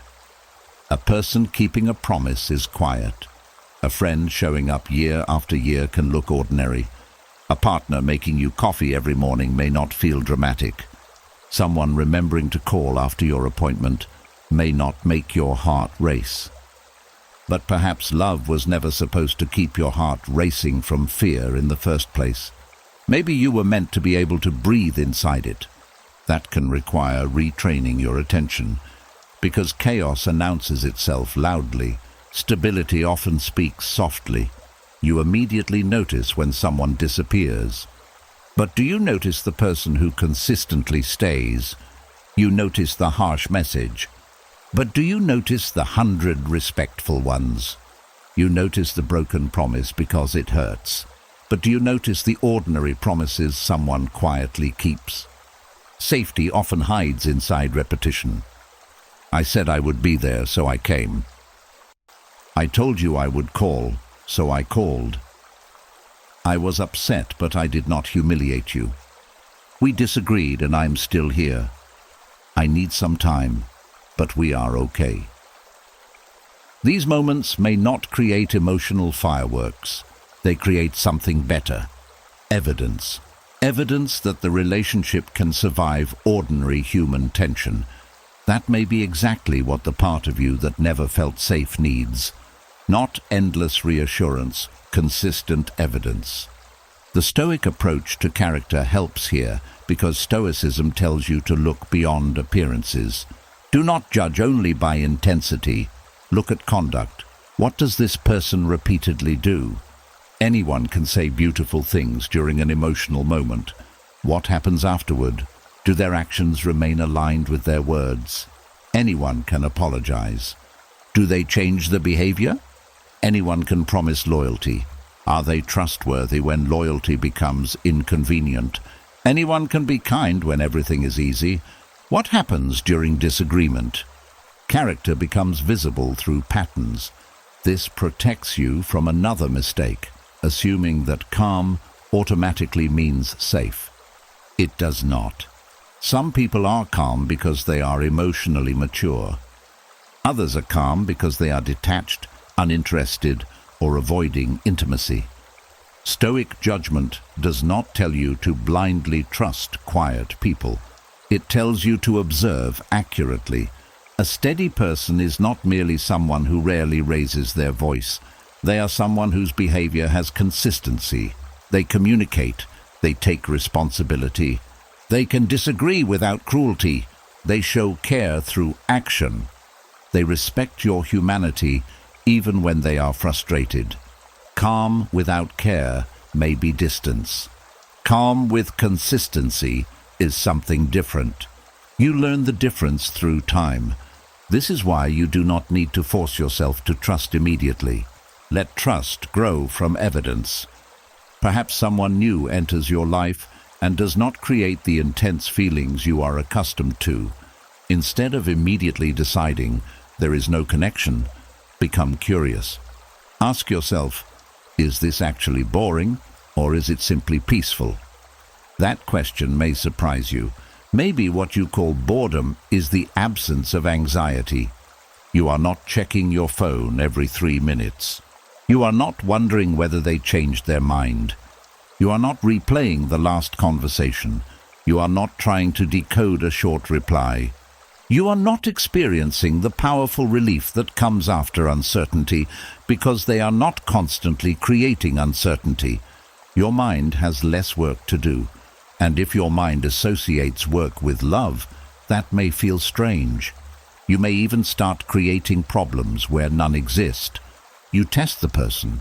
You pull away to see if they chase.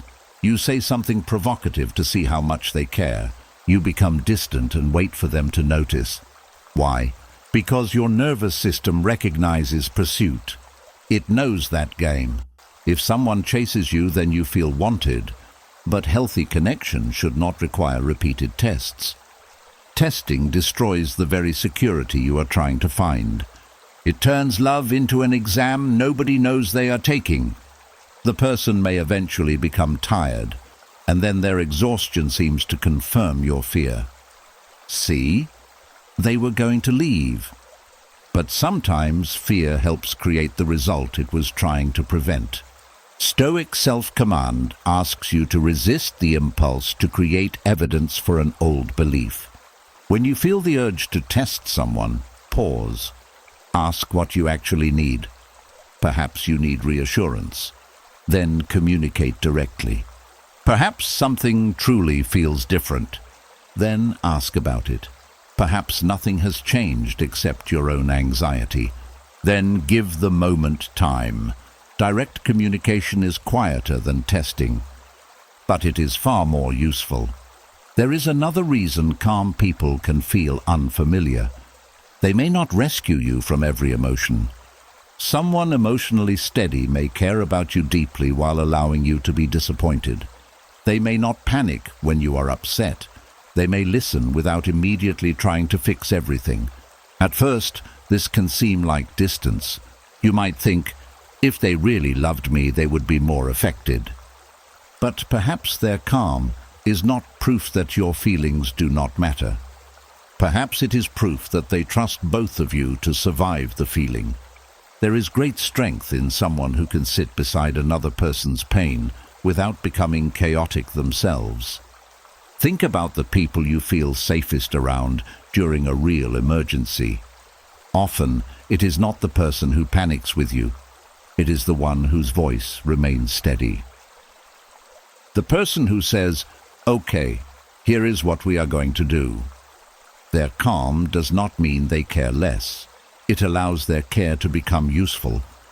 Stoicism teaches something similar. Steadiness is not the absence of feeling. It is feeling without surrendering the steering wheel. A Stoic can love, grieve, care, feel fear, experience disappointment. What they practice is refusing to let every emotional wave decide their behavior. That is a beautiful quality in relationships. A person can be angry and remain respectful, sad and remain honest, afraid and remain dependable, excited and remain thoughtful. Their emotions are real, but their character is stronger than the emotion of the hour. Perhaps that is what safety begins to look like, not emotional flatness, emotional reliability. You know disagreement will not automatically become abandonment. You know a difficult conversation does not mean the relationship is ending. You know someone can need space without using absence as punishment. You know love does not disappear every time one person is unhappy. For someone accustomed to chaos, this may initially feel almost suspiciously simple. Where is the drama? Where is the chase? Where is the dramatic reunion? Where is the constant proof? Maybe you do not need it anymore. Maybe love can become ordinary in the best possible way. A warm meal, a returned call, a hand on your shoulder, a promise kept, a person listening without reaching for their phone, someone saying, "I was wrong," someone staying respectful during disagreement, someone giving you room without disappearing. These small acts do not always make good movies, but they make good lives. There is another important Stoic lesson here. Do not confuse what excites you with what is good for you. The mind can become excited by things that disturb it. Gambling can be exciting. Risk can be exciting. Conflict can be exciting. Unpredictability can create powerful emotion. But intensity is not a moral guide. The Stoics asked a better question. Does this help me live with wisdom, courage, justice, and self-command? You can apply something similar to relationships. Does this connection help you become more grounded, more honest, more able to be yourself? Can you think clearly inside it? Can you speak without constantly managing the other person? Can you make a mistake without believing everything is over? Can both of you grow? Or does the relationship keep you constantly trying to survive the next emotional shift? A relationship can feel powerful while slowly exhausting you. Another can feel quieter while allowing your life to expand. Do not judge only by the heartbeat. Look at what the relationship produces, and give yourself permission to learn a new emotional language. At first, consistency may feel unfamiliar. Stay curious. Let somebody keep their word more than once. Let peaceful conversations accumulate. Let yourself experience disagreements that end without punishment. Let someone be kind without immediately searching for the hidden motive. Do not force trust. Let evidence build it. Every healthy interaction teaches you something. Calm does not mean careless. Peace does not mean absence. Consistency does not mean lack of passion. Restraint does not mean lack of strength. Sometimes the person who refuses to create chaos with you cares enough not to. And slowly, what once felt boring may begin to feel beautiful. You notice that your stomach does not tighten before seeing them. You are not constantly studying their face. You do not need to prepare for sudden emotional changes. Your mind becomes quieter in their presence. And one day you may realize, this is what I thought I wanted all along. Not excitement created by uncertainty. Safety created by consistency. That realization may also help you understand another part of yourself, because when chaos has been familiar for long enough, you may not only seek it in other people, you may carry it inside your own reactions. A small disappointment happens, and anger rises quickly. Someone gets too close to a tender place, and you become defensive before you even understand why. And sometimes what looks like anger on the surface is actually an older fear standing guard underneath. And once you begin to recognize calm as strength instead of absence, you may notice something else about yourself. Sometimes the strongest emotion in the room is not the one you are actually feeling. Sometimes anger arrives first. It comes fast, a sharp reply, a defensive tone, an urge to shut the conversation down, a need to prove your point. Someone says something small, and your whole body reacts as if something much bigger just happened. You may even surprise yourself. Why did that make me so angry? The answer is not always simple. Sometimes anger is exactly what it seems to be. Someone crossed a line, something unfair happened, a boundary was ignored. But sometimes anger is standing in front of something older. Fear, shame, helplessness, rejection, the feeling of not being respected, the fear that you are about to lose control. And anger steps forward because anger feels stronger than vulnerability. It feels more powerful to say, "I'm furious," than to say, "That hurt me." It feels safer to say, "Leave me alone," than to say, "I'm afraid you're going to leave." It feels easier to become defensive than to admit, "Part of me thinks you may be right." It feels stronger to attack than to reveal that something touched an old wound. This is why anger can become a guard. It stands at the door and says, "Nobody gets closer." That guard may have had a reason to develop. Maybe there was a time when showing fear made things worse. Maybe tears were mocked. Maybe vulnerability was used against you. Maybe nobody listened when you said something hurt, but people finally backed away when you became angry. So the mind learned something. Softness does not protect me. Anger does.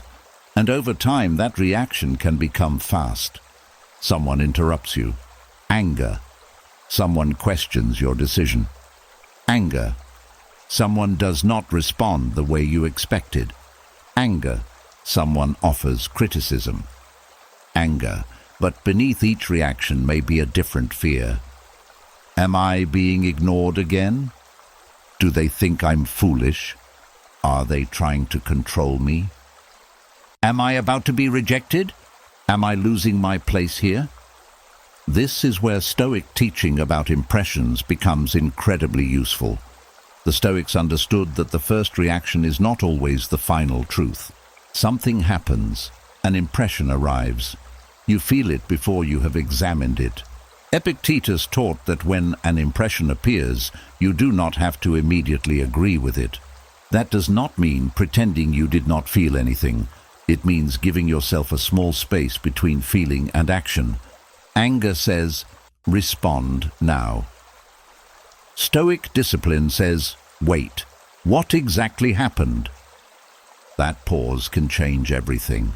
Suppose someone says, "I think you could have handled that better." Immediately, something inside you rises. Who are you to tell me that? Perhaps you feel heat in your face. Your voice changes. You begin preparing your defense. Before speaking, ask, "What am I protecting right now?" That question can go deeper than, "Why am I angry?" Maybe you are protecting your pride. Maybe the comment makes you feel incompetent. Maybe criticism reminds you of someone who used to tear you down. Maybe you are afraid that admitting one mistake means the other person will think badly of you forever. Now the anger begins to make more sense. And when you understand what it is protecting, you gain choices. Perhaps the criticism is useful. Then you can say, "You may be right." That does not make you weak. It makes you strong enough to survive being imperfect. Perhaps the criticism is unfair. Then you can answer clearly without turning the conversation into war. You might say, "I don't agree with that," and stop there. You do not need to destroy the other person just because they touched a sensitive place. This is one of the great differences between strength and reaction. Reaction says, I must protect myself immediately. Strength says, I can take a moment and decide what deserves a response. Marcus Aurelius wrote often about anger because he lived around endless frustration. He dealt with difficult people, political pressure, betrayal, incompetence, and demands from every direction. He reminded himself that becoming like the person who offended him was not a victory. That idea matters. Suppose someone speaks harshly to you. If you immediately become cruel in return, what happened? You may have defended your pride, but you surrendered your character. The other person controlled your behavior without touching you. They brought anger into the room, and you allowed them to decide what kind of person you would become next. Stoicism asks for something harder. Keep your character even when someone else loses theirs. That is not passive. It is disciplined. You can be firm without becoming cruel. You can refuse disrespect without becoming disrespectful. You can leave a conversation. You can set a boundary. You can say, "Do not speak to me like that." But you do not have to lose yourself to prove that you cannot be pushed around. Sometimes the strongest person in an argument is the one who refuses to become another version of the problem. This does not mean suppressing anger. Suppression is different. Suppression says, I am not angry, even when you clearly are. Stoic practice says, I am angry. Let me understand it before I give it authority. That is much healthier. Because emotions ignored do not necessarily disappear. They often wait. You tell yourself something did not bother you. Then 3 hours later you snap at someone else. You say, "It's fine." Then spend the evening irritated by everything. You bury one hurt, and it leaks into 5 unrelated moments. Understanding anger means turning toward it without obeying it. Ask, what happened? Then, what did I tell myself it meant? Then, what am I afraid of underneath this? The answer may surprise you. Someone arrives late. The anger says, they have no respect for me. But underneath it may be, I was afraid they forgot about me. Someone does not invite you somewhere. The anger says, I don't care about those people anyway. But underneath it may be, I feel left out. Someone gives advice. The anger says, stop telling me what to do. But underneath it may be, I am afraid you think I cannot handle my own life. Someone you love needs space. The anger says, fine, go. But underneath it may be, please tell me you're coming back. Do you see how different the conversation becomes when the guard steps aside for a moment? You begin meeting the real feeling. And the real feeling often needs a different response. Fear may need reassurance from yourself. Shame may need honest reflection. Grief may need time. Disappointment may need acceptance. A boundary violation may need a clear no. But if anger handles every situation, you only have one tool, and not every problem needs a hammer. This is where emotional wisdom grows. You become able to tell the difference between anger that contains information and anger that is simply protecting an old injury. Suppose someone repeatedly ignores your boundaries. Anger may be telling you something important. This needs to stop. Listen to that. Turn it into action, not destruction.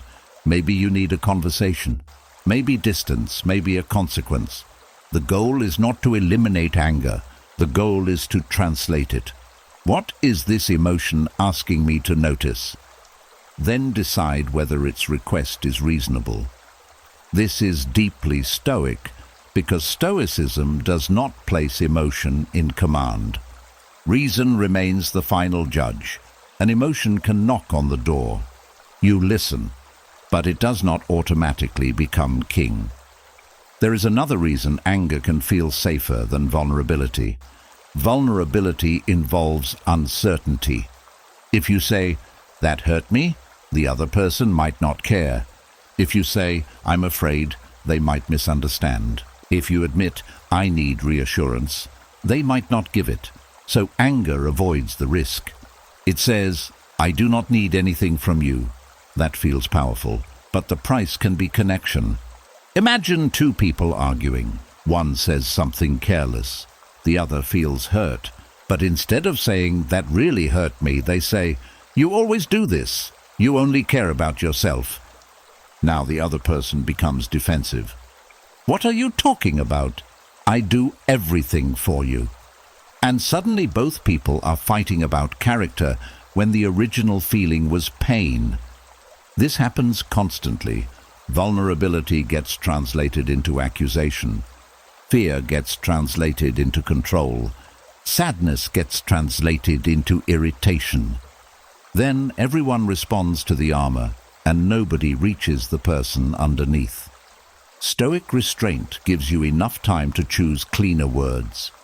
Instead of, "You never care," perhaps, "When that happened, I felt dismissed." Instead of, "Do whatever you want," perhaps, "I'm upset, and I need a little time before we continue."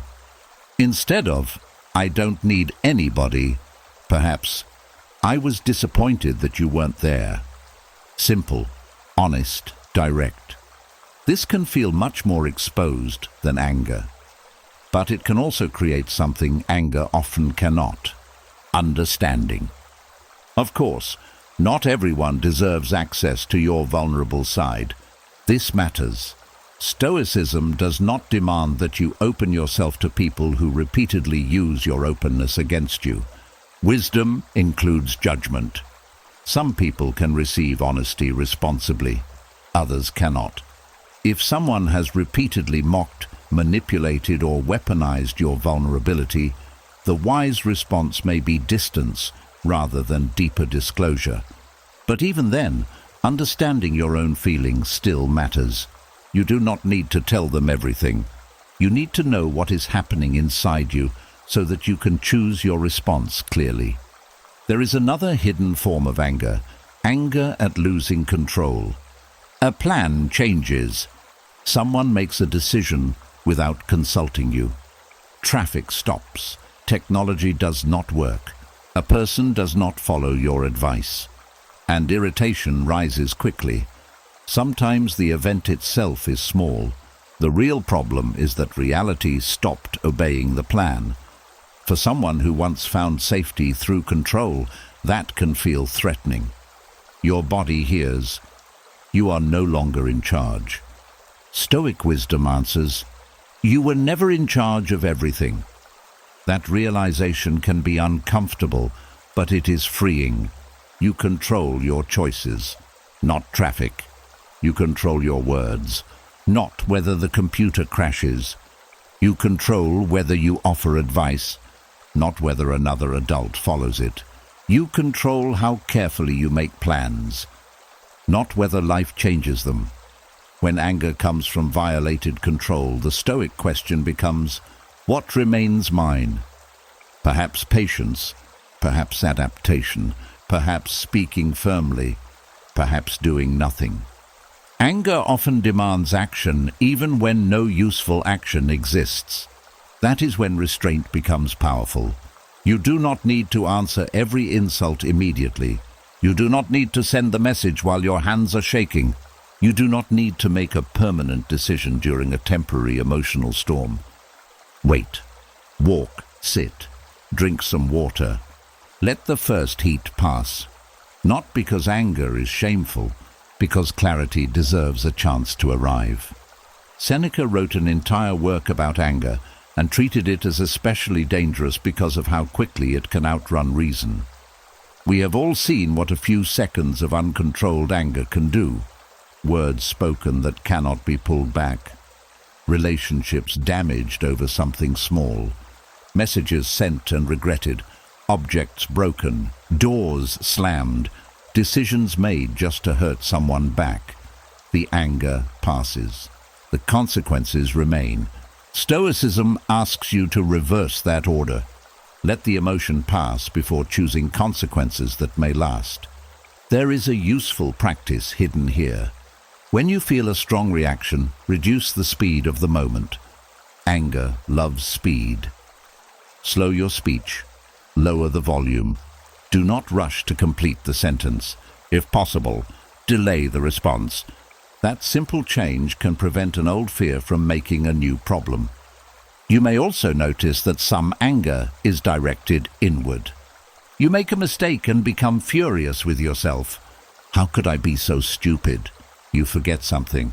What is wrong with me? You become emotional. I should be stronger than this. That inner anger can also be a guard. Perhaps being harsh with yourself feels safer than admitting that you are disappointed, or afraid, or human. You attack yourself before anyone else can. If you punish yourself first, perhaps outside criticism will hurt less. But self-cruelty does not create safety. It only makes your own mind another place where you have to defend yourself. The Stoics practiced self-correction, but correction is not abuse. If you acted poorly, say so. If you made a mistake, learn. If you owe someone an apology, give it. Then return to the work of becoming better. There is no wisdom in hitting the same wound again and again while calling it discipline. Real discipline is useful. It moves you forward. And gradually, anger can become less frightening when you stop seeing it as something you must either obey or bury. You can listen to it. You can say, "Something in me feels threatened." Then become curious. Is there actual danger? A wounded pride? A boundary? A fear of abandonment? A memory? A need to control? A truth I do not want to hear? This is where the guard becomes a messenger. You thank it for alerting you. Then you decide whether the gate truly needs to be closed. Sometimes yes, sometimes no. And every time you make that distinction, you become more emotionally free. You stop allowing old fears to borrow the voice of anger every time something feels uncomfortable. You become harder to provoke, not because you feel less, because you understand more. And that kind of calm is not weakness. It is strength that no longer needs to prove itself through reaction. But once anger stops protecting you from every vulnerable feeling, another question may begin to surface. What happens when your sense of worth itself is still waiting for other people to tell you that you are enough? And once you begin to understand what your anger has been protecting, another deeper fear may come into view. What if the real danger was never only rejection itself? What if it was what rejection made you believe about your value? Someone praises you and you feel lighter. Someone criticizes you and suddenly you question yourself. You are included and you feel important. You are left out and something inside you drops. A person approves of your choice and you feel confident. Another person disapproves and the same choice suddenly feels wrong. This is what happens when self-worth begins living outside of you. Other people become the mirror. And every time the mirror changes, so do you. That can create a very unstable life because people are inconsistent. Their opinions change, their moods change, their expectations change. One person admires the exact quality another person dislikes. One person thinks you are confident, another thinks you are arrogant. One person thinks you are quiet and wise, another thinks you are distant. One person values your generosity, another takes it for granted. If your worth depends on agreement from all of them, you will spend your entire life trying to solve a problem that has no solution. The Stoics understood this clearly. They did not build identity on reputation. They built it on character. That distinction may be one of the most important shifts a person can make. Reputation is what other people think you are. Character is what you actually choose to become. Reputation lives in other minds. Character lives in your actions. Reputation can change while you sleep. Character requires your participation. Someone can damage your reputation with a rumor. They cannot make you dishonest unless you choose dishonesty. Someone can call you selfish. They cannot force you to become selfish. Someone can refuse to recognize your kindness. That does not erase the kindness. Someone can dislike you for doing the right thing. Their dislike does not turn right into wrong. This is where safety becomes internal. You stop asking other people to continuously confirm that you are acceptable. You begin asking something much harder. Am I living in a way I respect? That question is quieter, but it is far more stable. Suppose you do something thoughtful for someone. They thank you warmly. You feel good. There is nothing wrong with that. Praise can feel wonderful. The problem begins when the praise becomes necessary. Now you help, but part of you waits. Will they notice? Will they say thank you? Will they tell other people? Will they appreciate how much effort this took? And if they do not, the entire act begins to feel worthless. Why? Because the value of the action was handed to the audience. Stoic virtue says something different. If the action was good, it was good before the applause arrived. If you behaved generously for the right reason, another person's failure to praise it does not erase the quality of what you did. This does not mean appreciation is meaningless. It means appreciation is extra, not the foundation. Think about how freeing that can become. You do not need to announce every good thing you do. You do not need everyone to notice your effort. You do not need to constantly prove that you are a decent person. You simply practice becoming one. Marcus Aurelius repeatedly returned to the idea of doing what is right without becoming distracted by applause. A good action did not need an audience to become good. That is inner independence, and it becomes especially important when criticism arrives. Because if praise makes you feel larger than you are, criticism will often make you feel smaller than you are. They are connected. When you become addicted to approval, criticism becomes withdrawal. Someone says, "I don't agree with what you did." And instead of examining the decision, you feel personally threatened. You hear, "You are not good enough." But disagreement and worth are not the same thing. Someone can dislike your decision without making you worthless. Someone can criticize your behavior without defining your entire character. And sometimes criticism may be correct. This is where Stoic self-respect is very different from fragile pride. Fragile pride says, "Nobody is allowed to criticize me." Stoic self-respect says, "I can examine criticism without handing over my identity." That is stronger. Suppose someone tells you that you were impatient. You pause. Was I? Maybe the answer is yes. Then there is something useful here. You do not have to collapse. You do not need to say, "I'm a terrible person." You correct the behavior. That is all. One impatient moment does not need to become a life sentence. Perhaps the criticism is false.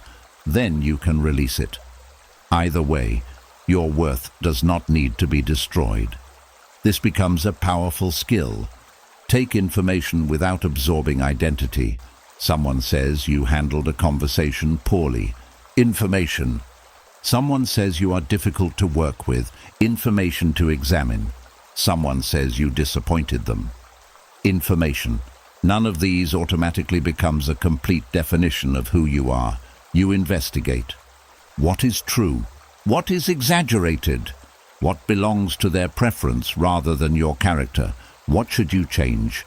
What should you leave alone? That is judgment. And judgment is far safer than emotional surrender. Inclusion can create the same problem. Being invited feels good. Being remembered feels good. Walking into a room where people are happy to see you feels good. Human beings naturally care about belonging. There is nothing weak about that. But belonging becomes dangerous when exclusion starts feeling like proof that something is wrong with you. You see people gathering without you. Your mind begins working immediately. Why wasn't I invited? Do they not like me? Did I do something? Maybe they never really cared. A single event becomes a verdict, but there may be many explanations. Perhaps the gathering was small. Perhaps someone assumed you were busy. Perhaps the group has a different relationship with one another. Perhaps you truly were excluded. Even then, the question remains, what does that prove about your worth? Very little. It may tell you something about that relationship. It may tell you where you stand with certain people. That information can be useful, but being unwanted in one room does not make you unwanted everywhere. This is an important distinction. Sometimes rejection is guidance. It shows you where not to invest. You knock on one door, it remains closed. You do not need to spend the rest of your life standing there proving that you deserve entry. There are other doors. There are other rooms. There are people with whom you do not have to perform for belonging. The Stoic response to rejection is not pretending rejection does not hurt. It can hurt deeply, especially when the person or group mattered to you. The response is refusing to add a second injury. The first injury is, they did not choose me. The second is, therefore, I am not worth choosing. That second conclusion is yours, and it is not required. You can grieve the rejection without turning it into identity. That may be one of the clearest signs of inner stability. You say, I wanted this. I did not get it. I am disappointed. And I remain myself. That is strength. There is another trap inside approval, changing yourself too quickly depending on who is in front of you. Perhaps you are one person with your family, another person with friends, another person around people you want to impress. You edit your opinions, change your humor, hide your preferences, agree when you do not agree. Not because flexibility is wrong, we all adjust socially, but because you are constantly asking, what version of me will be safest here? That question can slowly disconnect you from yourself. You become excellent at reading the room and poor at reading your own convictions. Eventually someone asks, what do you actually want? And you do not know. You know what everyone else prefers. You know what will cause the least conflict. You know what will make people like you. But your own answer has become faint. Stoic practice brings you back to an internal standard. What is wise? What is just? What is courageous? What is reasonable? What is in line with the person I am trying to become? These questions do not guarantee approval. Sometimes the virtuous choice will actually cost approval. You say no to something dishonest. Someone dislikes you. You refuse to gossip. Someone thinks you are boring. You set a necessary boundary. Someone calls you selfish. You tell the truth. Someone becomes angry. If you need everyone's approval, your principles will always be negotiable. That is why character must become more valuable than reputation. Reputation asks, how do I look? Character asks, what am I doing? Reputation asks, do they admire me? Character asks, am I acting well? Reputation asks, will people understand? Character asks, is this honest? The difference is enormous. One turns life into performance. The other turns life into practice. And there may be no area where this becomes more obvious than social media and public comparison. You post something, people respond, likes arrive, comments arrive. For a moment, you feel seen. Then another post gets less attention. Something inside you begins wondering what went wrong. Even outside social media, we do the same thing. We watch who gets praised, who gets invited, who receives attention, who seems more successful. Then we begin measuring ourselves against reactions we cannot fully understand. This is dangerous because public attention is a terrible judge of human value. Good people can be ignored. Dishonest people can be celebrated. Wise people can be unpopular. Foolish ideas can receive applause. History has shown this again and again. Popularity and virtue are not the same thing. The Stoics knew that public opinion could be unstable. A crowd can praise a person today and turn against them tomorrow. If your identity depends on the crowd, you belong to the crowd. That is why you need something more durable, an inner measure. At the end of the day, instead of asking, "Did everyone like me?" try asking, "Did I behave in a way I can respect? Did I tell the truth when it mattered? Did I treat people fairly? Did I control my impulses when they could have caused harm? Did I admit my mistake? Did I keep my word? Did I show courage where fear wanted silence?" Those questions build a self that does not disappear when applause stops. You begin becoming less hungry for constant recognition. Someone compliments you, you can enjoy it. Thank you. No need to deny it. No need to pretend you do not care. But you do not build a house inside the compliment, because tomorrow the same person may criticize you. And you do not want to become homeless every time their opinion changes. This is the balance. Receive praise without becoming dependent on it. Receive criticism without becoming destroyed by it. Receive inclusion without believing it proves superiority. Receive rejection without believing it proves inferiority. Let these things pass through your life without becoming your identity. Epictetus often pointed toward this kind of freedom. If something lies outside your control, making your happiness depend entirely on it gives it power over you. Other people's approval is one of those things. You can influence it. You can behave well. You can communicate clearly. You can become more considerate. But you cannot force another person to admire you, and trying will eventually deform you. You start performing kindness instead of practicing kindness, performing confidence instead of developing courage, performing success instead of building a meaningful life, performing happiness because you want people to believe everything is fine. But safety cannot grow inside performance. Performance requires constant maintenance. You always have to check the audience. Are they still impressed? Do they still approve? Am I still enough? Character is quieter. Nobody has to clap.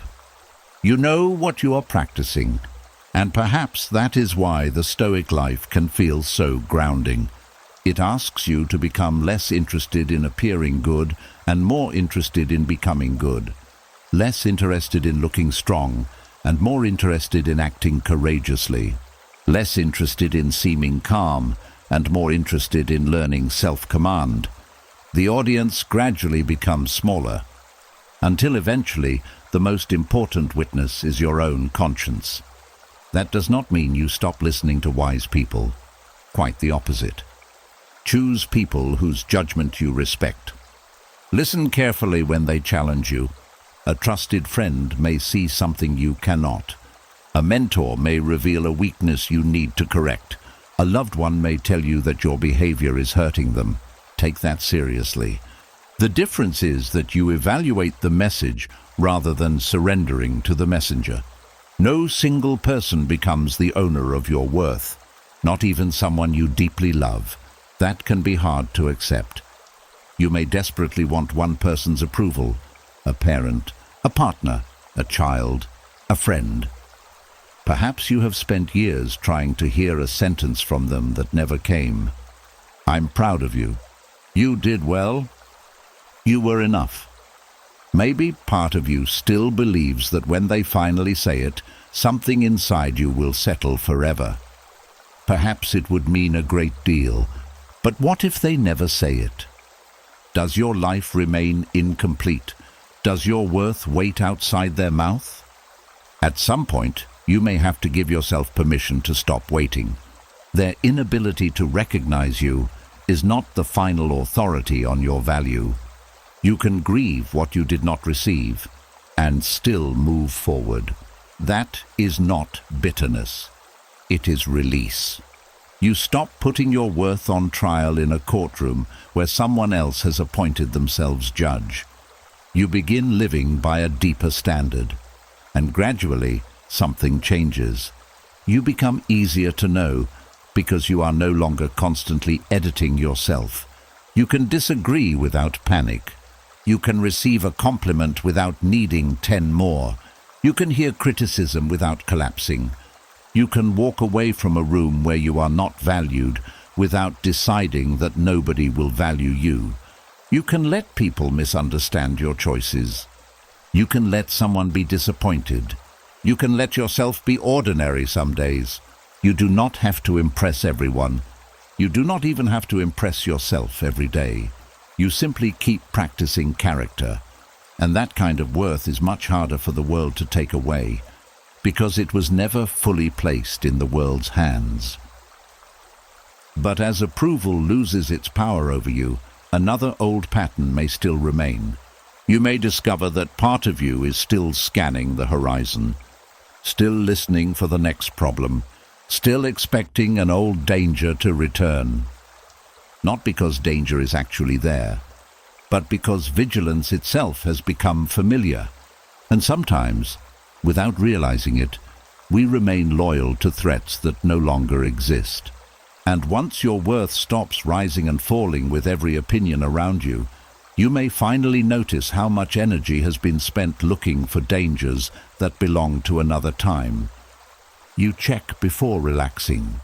You watch before trusting. You listen for changes in someone's voice. You notice who enters the room.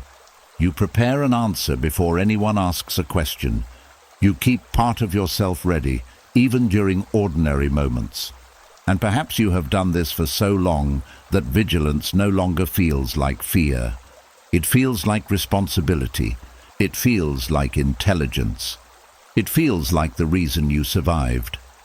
That is what makes it so difficult to release, because sometimes letting your guard down does not merely feel unsafe, it feels disloyal, as if becoming peaceful means forgetting what happened, as if relaxing means becoming the person you once were before life taught you to be careful, as if the moment you stop watching, you are disrespecting everything the older version of you had to learn. But there is a truth worth considering. You can honor what protected you without continuing to live as if the danger never ended. Perhaps there was a time when watching everything mattered. You needed to notice who was angry. You needed to understand when the atmosphere changed. You needed to think several steps ahead. You needed to recognize trouble early. Maybe being alert prevented you from being hurt more deeply. Maybe caution kept you from making a dangerous choice. Maybe learning not to trust too quickly saved you. Those lessons deserve respect, but a lesson and an alarm are not the same thing. A lesson can remain with you quietly. An alarm keeps ringing, and if an alarm continues long after the fire is gone, eventually it stops protecting the house and starts making the house impossible to live in. This is what constant vigilance can become. The problem ended. The lesson remained. But so did the alarm. The Stoics were deeply interested in distinguishing what was happening from what the mind was adding to it. That distinction matters here. Something happened before. That is part of reality. Something is happening now. That is also reality, but the two are not automatically the same. Your past can inform your judgment without becoming the judge of every new situation. Suppose someone once betrayed your trust. You learn to pay attention to consistency. That is wisdom. But if every new person is secretly treated as guilty until they prove themselves innocent for years, the lesson has become a prison. Suppose someone once took advantage of your generosity. You learned that boundaries matter. Good. But if you refuse every request because helping anyone now feels dangerous, the old problem is still shaping your present. Suppose you once lost something when you were least prepared. You learned the value of planning. Useful. But if you cannot enjoy anything until every possible risk has been removed, the past is no longer teaching you. It is governing you. That is an important difference. Stoic wisdom does not ask, "How do I forget the past?" It asks, "What use can I make of what happened?" That is a much stronger question. Maybe what happened taught you discernment. Keep the discernment. Maybe it taught you boundaries. Keep the boundaries. Maybe it taught you that promises should be supported by behavior. Keep that understanding. Maybe it taught you that your intuition deserves attention. Listen carefully. But perhaps you do not need to keep the sleepless nights, the constant checking, the automatic suspicion, the inability to rest, the belief that peace itself is dangerous. You are allowed to keep the wisdom without carrying the emergency. Think about a soldier returning from battle. The skills learned in battle may remain valuable. Awareness, discipline, courage, patience. But if the soldier continues treating every street as a battlefield, the war has followed them home. The body may be home. The calendar may say the war ended, but the inner world is still obeying battlefield rules. Something similar can happen emotionally.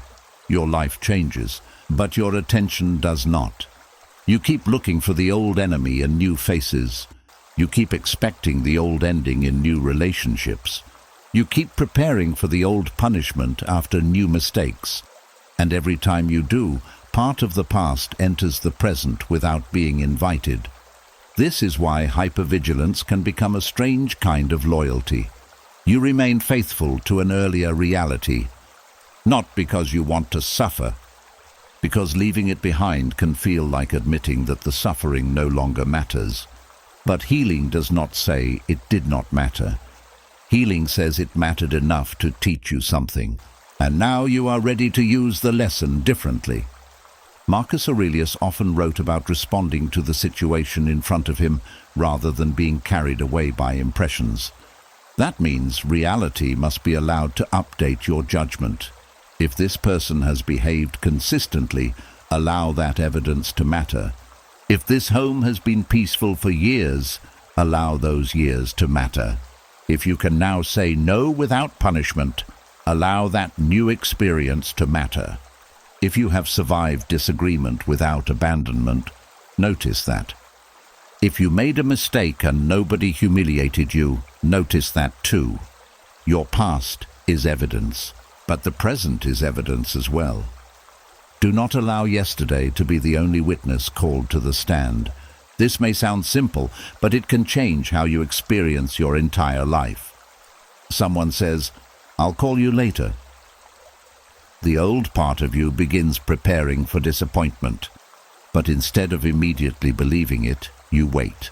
They call, notice it. Not dramatically, just let the new information enter.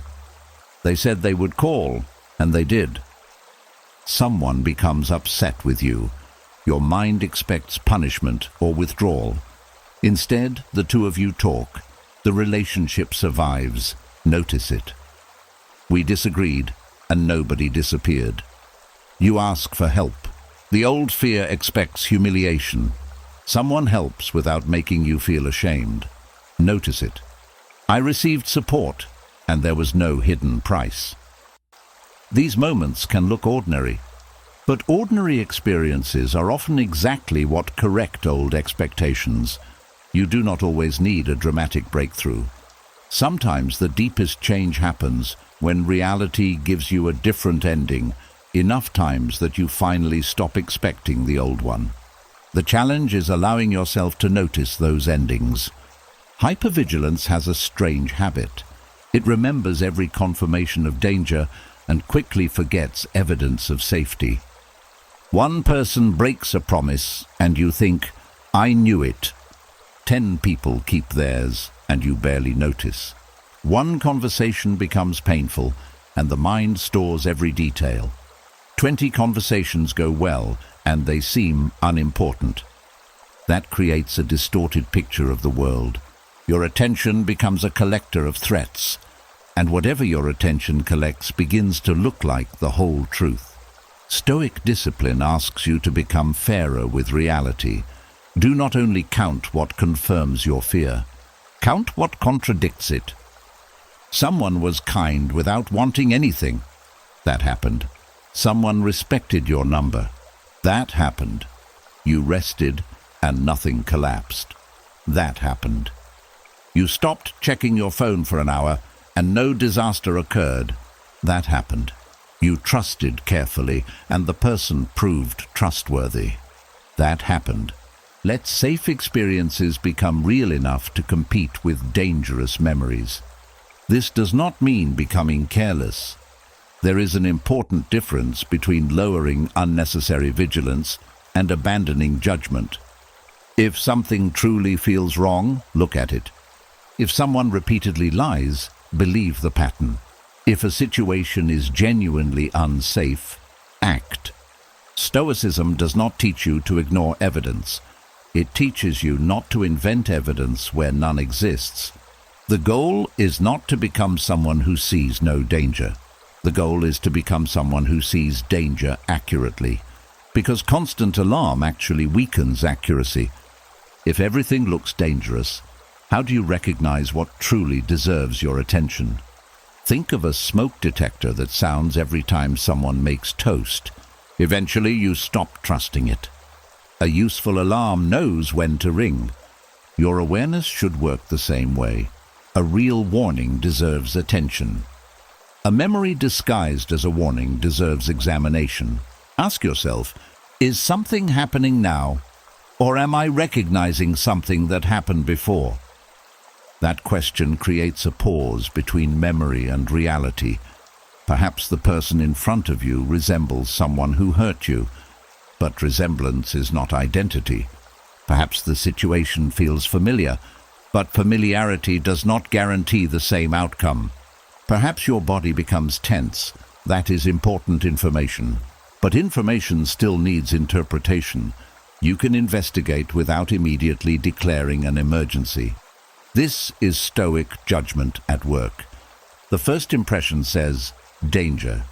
You answer, perhaps. Let me see. That small word, perhaps, can create room. Perhaps something is wrong. Perhaps nothing is wrong. I will look. I will listen. I will not panic before reality speaks. This is how wisdom replaces vigilance without replacing it with naivety. And there may be grief inside this process, because when you finally relax, you may realize how long you have been carrying the guard. Years, perhaps. You may look backward and think about all the peaceful moments you could not enjoy. Do not turn that realization into another punishment. You were using the tools you had. Now you have different ones. The Stoic response to lost time is not to waste more time regretting it. It is to use the present better. That is what remains under your control. Today, you can notice when the alarm rings unnecessarily. Today, you can stay in the peaceful room a little longer. Today, you can resist checking one more time. Today, you can allow trustworthy behavior to count. Today, you can let the past advise you without giving it total authority. And perhaps there is a deeper fear underneath lowering your guard. If I stop being vigilant and something happens, I will blame myself. This belief keeps many people trapped. You think suffering is easier to accept if you can say, at least I saw it coming. But seeing pain coming does not always prevent pain, and being surprised does not mean you failed. Life will sometimes catch you unprepared. That is not a moral failure. No philosophy can make you all-knowing. Stoicism offers something more realistic. Not perfect prediction, but prepared character. You may not know who will disappoint you, but you can know that you will respond with self-respect. You may not know what changes are coming, but you can practice adapting. You may not see every problem early, but you can trust yourself to face what becomes visible. That is far more sustainable than trying to remain alert forever. You are replacing the promise, "Nothing will surprise me," with a better promise, "I do not need to see everything coming in order to meet it." That is freedom. And perhaps the earlier version of you needs to hear this too. The version that learned to watch, the version that stayed awake, the version that noticed every change, the version that protected you when protection was necessary. You do not have to reject that person. You can silently say, "Thank you, you got me here," and then add, "You do not have to stand guard every night anymore." There is something deeply respectful about that. You are not abandoning your survival, you are completing it. Survival was never meant to become your permanent home. It was meant to carry you somewhere safer. And once you arrive somewhere safer, the next courageous act may be recognizing that you have arrived. Maybe that happens slowly. One evening, you sit with your back to the door without thinking about it. One morning, you wake without immediately checking what went wrong overnight. Someone changes their tone, and you become curious instead of afraid. A loved one takes longer to respond, and you continue with your day. You let a good moment happen without searching its edges for danger. Nobody else may celebrate these things, but they matter, because every one of them says, "I am learning to live in the life I have now." Not the life that hurt me, not the life I feared would return. This one. And perhaps that is the greatest way to honor everything you survived. Not by remaining frightened enough to prove it was serious, but by becoming free enough to prove that it did not get the final word. The past can become wisdom instead of a prison. Your scars can become information instead of instructions. Your caution can become discernment instead of constant suspicion. And your guard can finally learn that rest is not betrayal. But as that guard begins to lower, another difficult question appears. What happens when you recognize danger that is real, not because someone has already done something terrible, but because their pattern keeps telling you that staying close may cost you your peace? Sometimes safety is not only about calming yourself. Sometimes safety means giving yourself permission to leave before the damage becomes undeniable. And once you stop treating every old fear like proof that danger is still present, another kind of wisdom becomes possible. You begin to see that safety is not always about calming yourself enough to stay. Sometimes safety means leaving. That distinction matters because people who have spent much of life feeling unsafe often move toward one of two extremes. They leave too quickly, or they stay far too long. Some people feel the first hint of discomfort and disappear before anything deeper can develop. A disagreement feels like the beginning of disaster. A mistake feels like proof of bad character. Someone disappoints them once, and they decide the entire relationship is unsafe. Others do the opposite. They explain away everything. They tolerate disrespect. They keep giving another chance, then another, then another. They wait for undeniable proof before allowing themselves to leave. And somewhere between those two extremes is something Stoicism values deeply. Sound judgment. Not panic, not denial. Judgment. You do not have to run because something feels uncomfortable, but you also do not have to remain until the situation becomes unbearable. That middle ground can be difficult if you were taught that leaving requires a dramatic reason. Maybe you believe you need evidence that would convince everyone else. You need the person to do something clearly terrible. You need witnesses. You need messages. You need a confession. You need enough proof that nobody could possibly say, "Maybe you misunderstood." Until then, you tell yourself you should stay. But your life is not a courtroom. You are allowed to make decisions based on patterns. That does not mean accusing someone of things you cannot prove. It means recognizing that you do not need to prove another person is evil before deciding that being close to them is not good for you. Those are completely different judgments. You can say, I do not know whether this person intends to hurt me. And also, I know that this relationship repeatedly leaves me confused, drained, or afraid. Both can be true. You do not always need access to another person's motives in order to respond to their behavior. Stoicism is very useful here because it teaches you to work with what is actually visible. What are they doing? Not what do you hope they mean. Not what do they promise they will become. What is the pattern? Perhaps someone apologizes beautifully, but the same behavior keeps returning. The apology is information. The repeated behavior is also information. Which deserves more weight? Perhaps someone says, "You know I love you." But each disagreement becomes an insult. Each boundary becomes an argument. Each attempt to express hurt becomes a discussion about why you are too sensitive. The words say one thing, the pattern says another. Stoic judgment does not require hatred. It requires accuracy. Marcus Aurelius repeatedly reminded himself to see things as they actually were, without decorating them with unnecessary stories. That principle becomes powerful in relationships. Do not make someone better than their actions because you are afraid to lose them. Do not make them worse than their actions because you are afraid to trust them. See what is there. That sounds simple, but fear can distort both directions. If you are afraid of abandonment, you may minimize warning signs. They didn't really mean it. They are just stressed.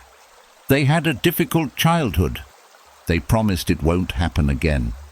They are good most of the time. Any of those things may be true. But understanding why someone behaves badly does not require you to remain available for the behavior. This is an important lesson. Compassion and access are not the same thing. You can understand why someone became who they are. You can feel sorry for what they endured. You can even forgive them, and still decide they should not have close access to your life. Stoicism does not ask you to turn understanding into self-sacrifice. Seneca valued friendship deeply, but he also believed character mattered in choosing whom to trust. Not every person should be given equal access to you. That is not cruelty, that is discernment. And discernment becomes especially important when the behavior is subtle. Maybe nobody screams, nobody threatens, there is no dramatic event. But every conversation leaves you doubting yourself. The person makes a cruel remark and later says you cannot take a joke. They tell you one thing and later deny saying it. They repeatedly push small boundaries. They make promises when you are ready to leave, then slowly return to the same behavior once you stay. Each event alone may seem small, but patterns are made of small events. A roof does not always collapse in one dramatic moment. Sometimes the leak tells you long before the ceiling falls. You are allowed to notice the leak. This does not mean becoming suspicious of every human flaw. Everyone will disappoint you sometimes. People forget things. They become impatient. They communicate badly. They say something foolish. They have difficult seasons. The question is not whether someone ever behaves imperfectly. The question is what they do with the imperfection. Can they hear you? Can they take responsibility? Can they repair? Can they respect a boundary after you explain it? Can their behavior change when they understand that it hurts you? Or does every concern somehow become your fault? Patterns matter. Suppose you tell someone calmly, "When you speak to me that way, I feel disrespected." A healthy person may not respond perfectly. They may become defensive for a moment, but eventually there is room for reflection. Perhaps they say, "I didn't realize I was doing that." Then you watch. Do they try to change? That matters. But suppose the answer is always, "You're too sensitive. You make everything a problem." That never happened. You're the difficult one. Now you have different information. Again, you do not need a courtroom. You need judgment. And judgment asks you to look at repetition. One event can be a mistake. Repeated events reveal something more. This is where people who have never felt safe can sometimes stay too long. They do not trust their own observations. Maybe you learned that your feelings were unreliable. Someone told you that you were overreacting, dramatic, difficult, too sensitive. So now, even when something inside you says, "This is not good for me," you immediately put yourself on trial. Am I being unfair? Maybe I'm expecting too much. Maybe I should be more patient. Self-examination is good. The Stoics practiced it constantly, but self-examination becomes unhealthy when only you are ever examined. Notice that. Every conflict happens and you immediately ask what you did wrong. Do you ever ask what they did? Every boundary is crossed and you question whether the boundary was reasonable. Do you ever question why the person keeps crossing it? Every conversation leaves you hurt, and your first instinct is to become easier to deal with. At some point, wisdom requires looking outward as clearly as you look inward. Stoicism is not self-blame. It is truth. Your behavior deserves examination. So does theirs. And sometimes the truth will be that you contributed to the problem. Then correct yourself. Sometimes the truth will be that both people have work to do. Then work together if both are willing. And sometimes the truth will be that you are trying to build safety with someone who repeatedly creates instability. Then another question becomes necessary. What am I waiting for? That question can be uncomfortable. Maybe you are waiting for certainty. You want to know that leaving is absolutely the correct choice. But some decisions do not come with certainty. They come with enough information. That is different. You may never know whether the person would have changed 6 months later. You may never know whether one final conversation would have fixed everything. You may never receive proof that leaving was the only possible choice. Life rarely gives that kind of certainty. Stoicism teaches you to act according to your best judgment with the information available. Not perfect information, the best available. There is humility in that. You say, I may not know everything, but I know enough to make the next wise decision. That is not arrogance. It is maturity. And sometimes the next wise decision is not permanent separation. Sometimes it is distance, a slower relationship, less access, a boundary, more observation. You do not always have to choose between complete trust and total disappearance. This matters because people who feel unsafe can think in extremes. Either someone is safe or dangerous. Either I trust them completely or never speak to them again. Either I forgive everything or hold on to anger forever. But wise judgment often works in degrees. Perhaps someone is fine as an acquaintance, but not trustworthy with private information. Perhaps you love a family member but cannot live with them. Perhaps someone can be part of your life, but not part of every decision. Perhaps a friendship needs more distance rather than a dramatic ending. You can adjust access based on character. That is often wiser than making every relationship all or nothing. There is also another extreme to watch for, leaving too quickly. When old fear is strong, you may interpret every uncomfortable moment as confirmation that someone is dangerous. A person disagrees with you, you withdraw. Someone gives you feedback, you decide they do not respect you. A friend is distracted for a week. You assume the relationship has changed. Someone sets a boundary with you, and because it feels like rejection, you decide they are cold.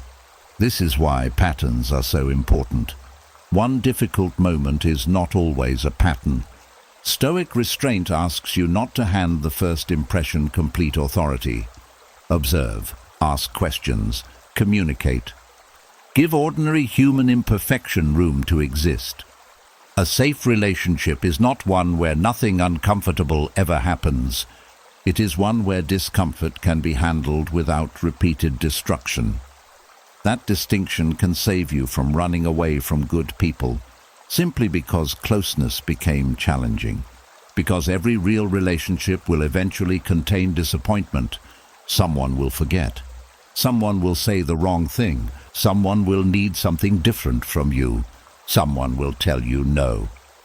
If you leave every time you feel hurt, fear still controls your life. It has simply changed direction. Before, fear made you stay. Now fear makes you flee. Neither is freedom. Freedom is being able to stay when staying is wise, and leave when leaving is wise. That is a much harder skill. It requires you to tolerate the uncertainty between the two. You may need time to watch. You may need one honest conversation. You may need to ask, is this person willing to meet me in reality? Not perfection, reality. When something goes wrong, can both of you name it? Can both of you own your part? Can both of you change something? Those questions reveal much more than charm. People can be charming while everything is easy. Character becomes clearer when something costs them. When apologizing costs pride. When respecting your boundary costs convenience. When telling the truth costs advantage. When staying calm costs the pleasure of winning an argument. Watch what happens there. This is very Stoic. Virtue becomes visible through action. And perhaps one of the most important patterns to watch is how you feel after repeated contact. Not one emotional day. Repeated contact. Do you become more able to speak honestly, or more afraid? Do you become clearer about yourself, or more confused? Do you feel respected even when you disagree? Or do you constantly prepare your words to avoid punishment? Again, feelings alone are not final proof, but they are information. Combine them with behavior, combine them with patterns, then use judgment. Sometimes people wait for dramatic danger because they believe anything less makes leaving selfish. But you do not need someone to become terrible before you are allowed to decide that a relationship no longer belongs close to you. A shoe does not have to be evil to be the wrong size. That may sound almost funny, but think about it. Not every separation requires a villain. Sometimes two people simply become unhealthy together. Sometimes values differ too much. Sometimes trust has been damaged beyond what both people can rebuild. Sometimes one person wants a kind of relationship the other cannot give. You can leave without creating a monster in order to justify your departure. That can be deeply freeing, because hatred is heavy. You do not always need hatred to walk away. Sometimes clarity is enough. This is not good for me. This pattern has continued. I have communicated. I have watched. I have made my decision. Then leave without turning the next 5 years into an argument with the person in your mind. That is where Stoic discipline matters after departure. Because leaving physically is only part of leaving. You can end the relationship and continue checking their social media. Continue imagining conversations. Continue hoping they finally understand. Continue rehearsing your case to invisible judges.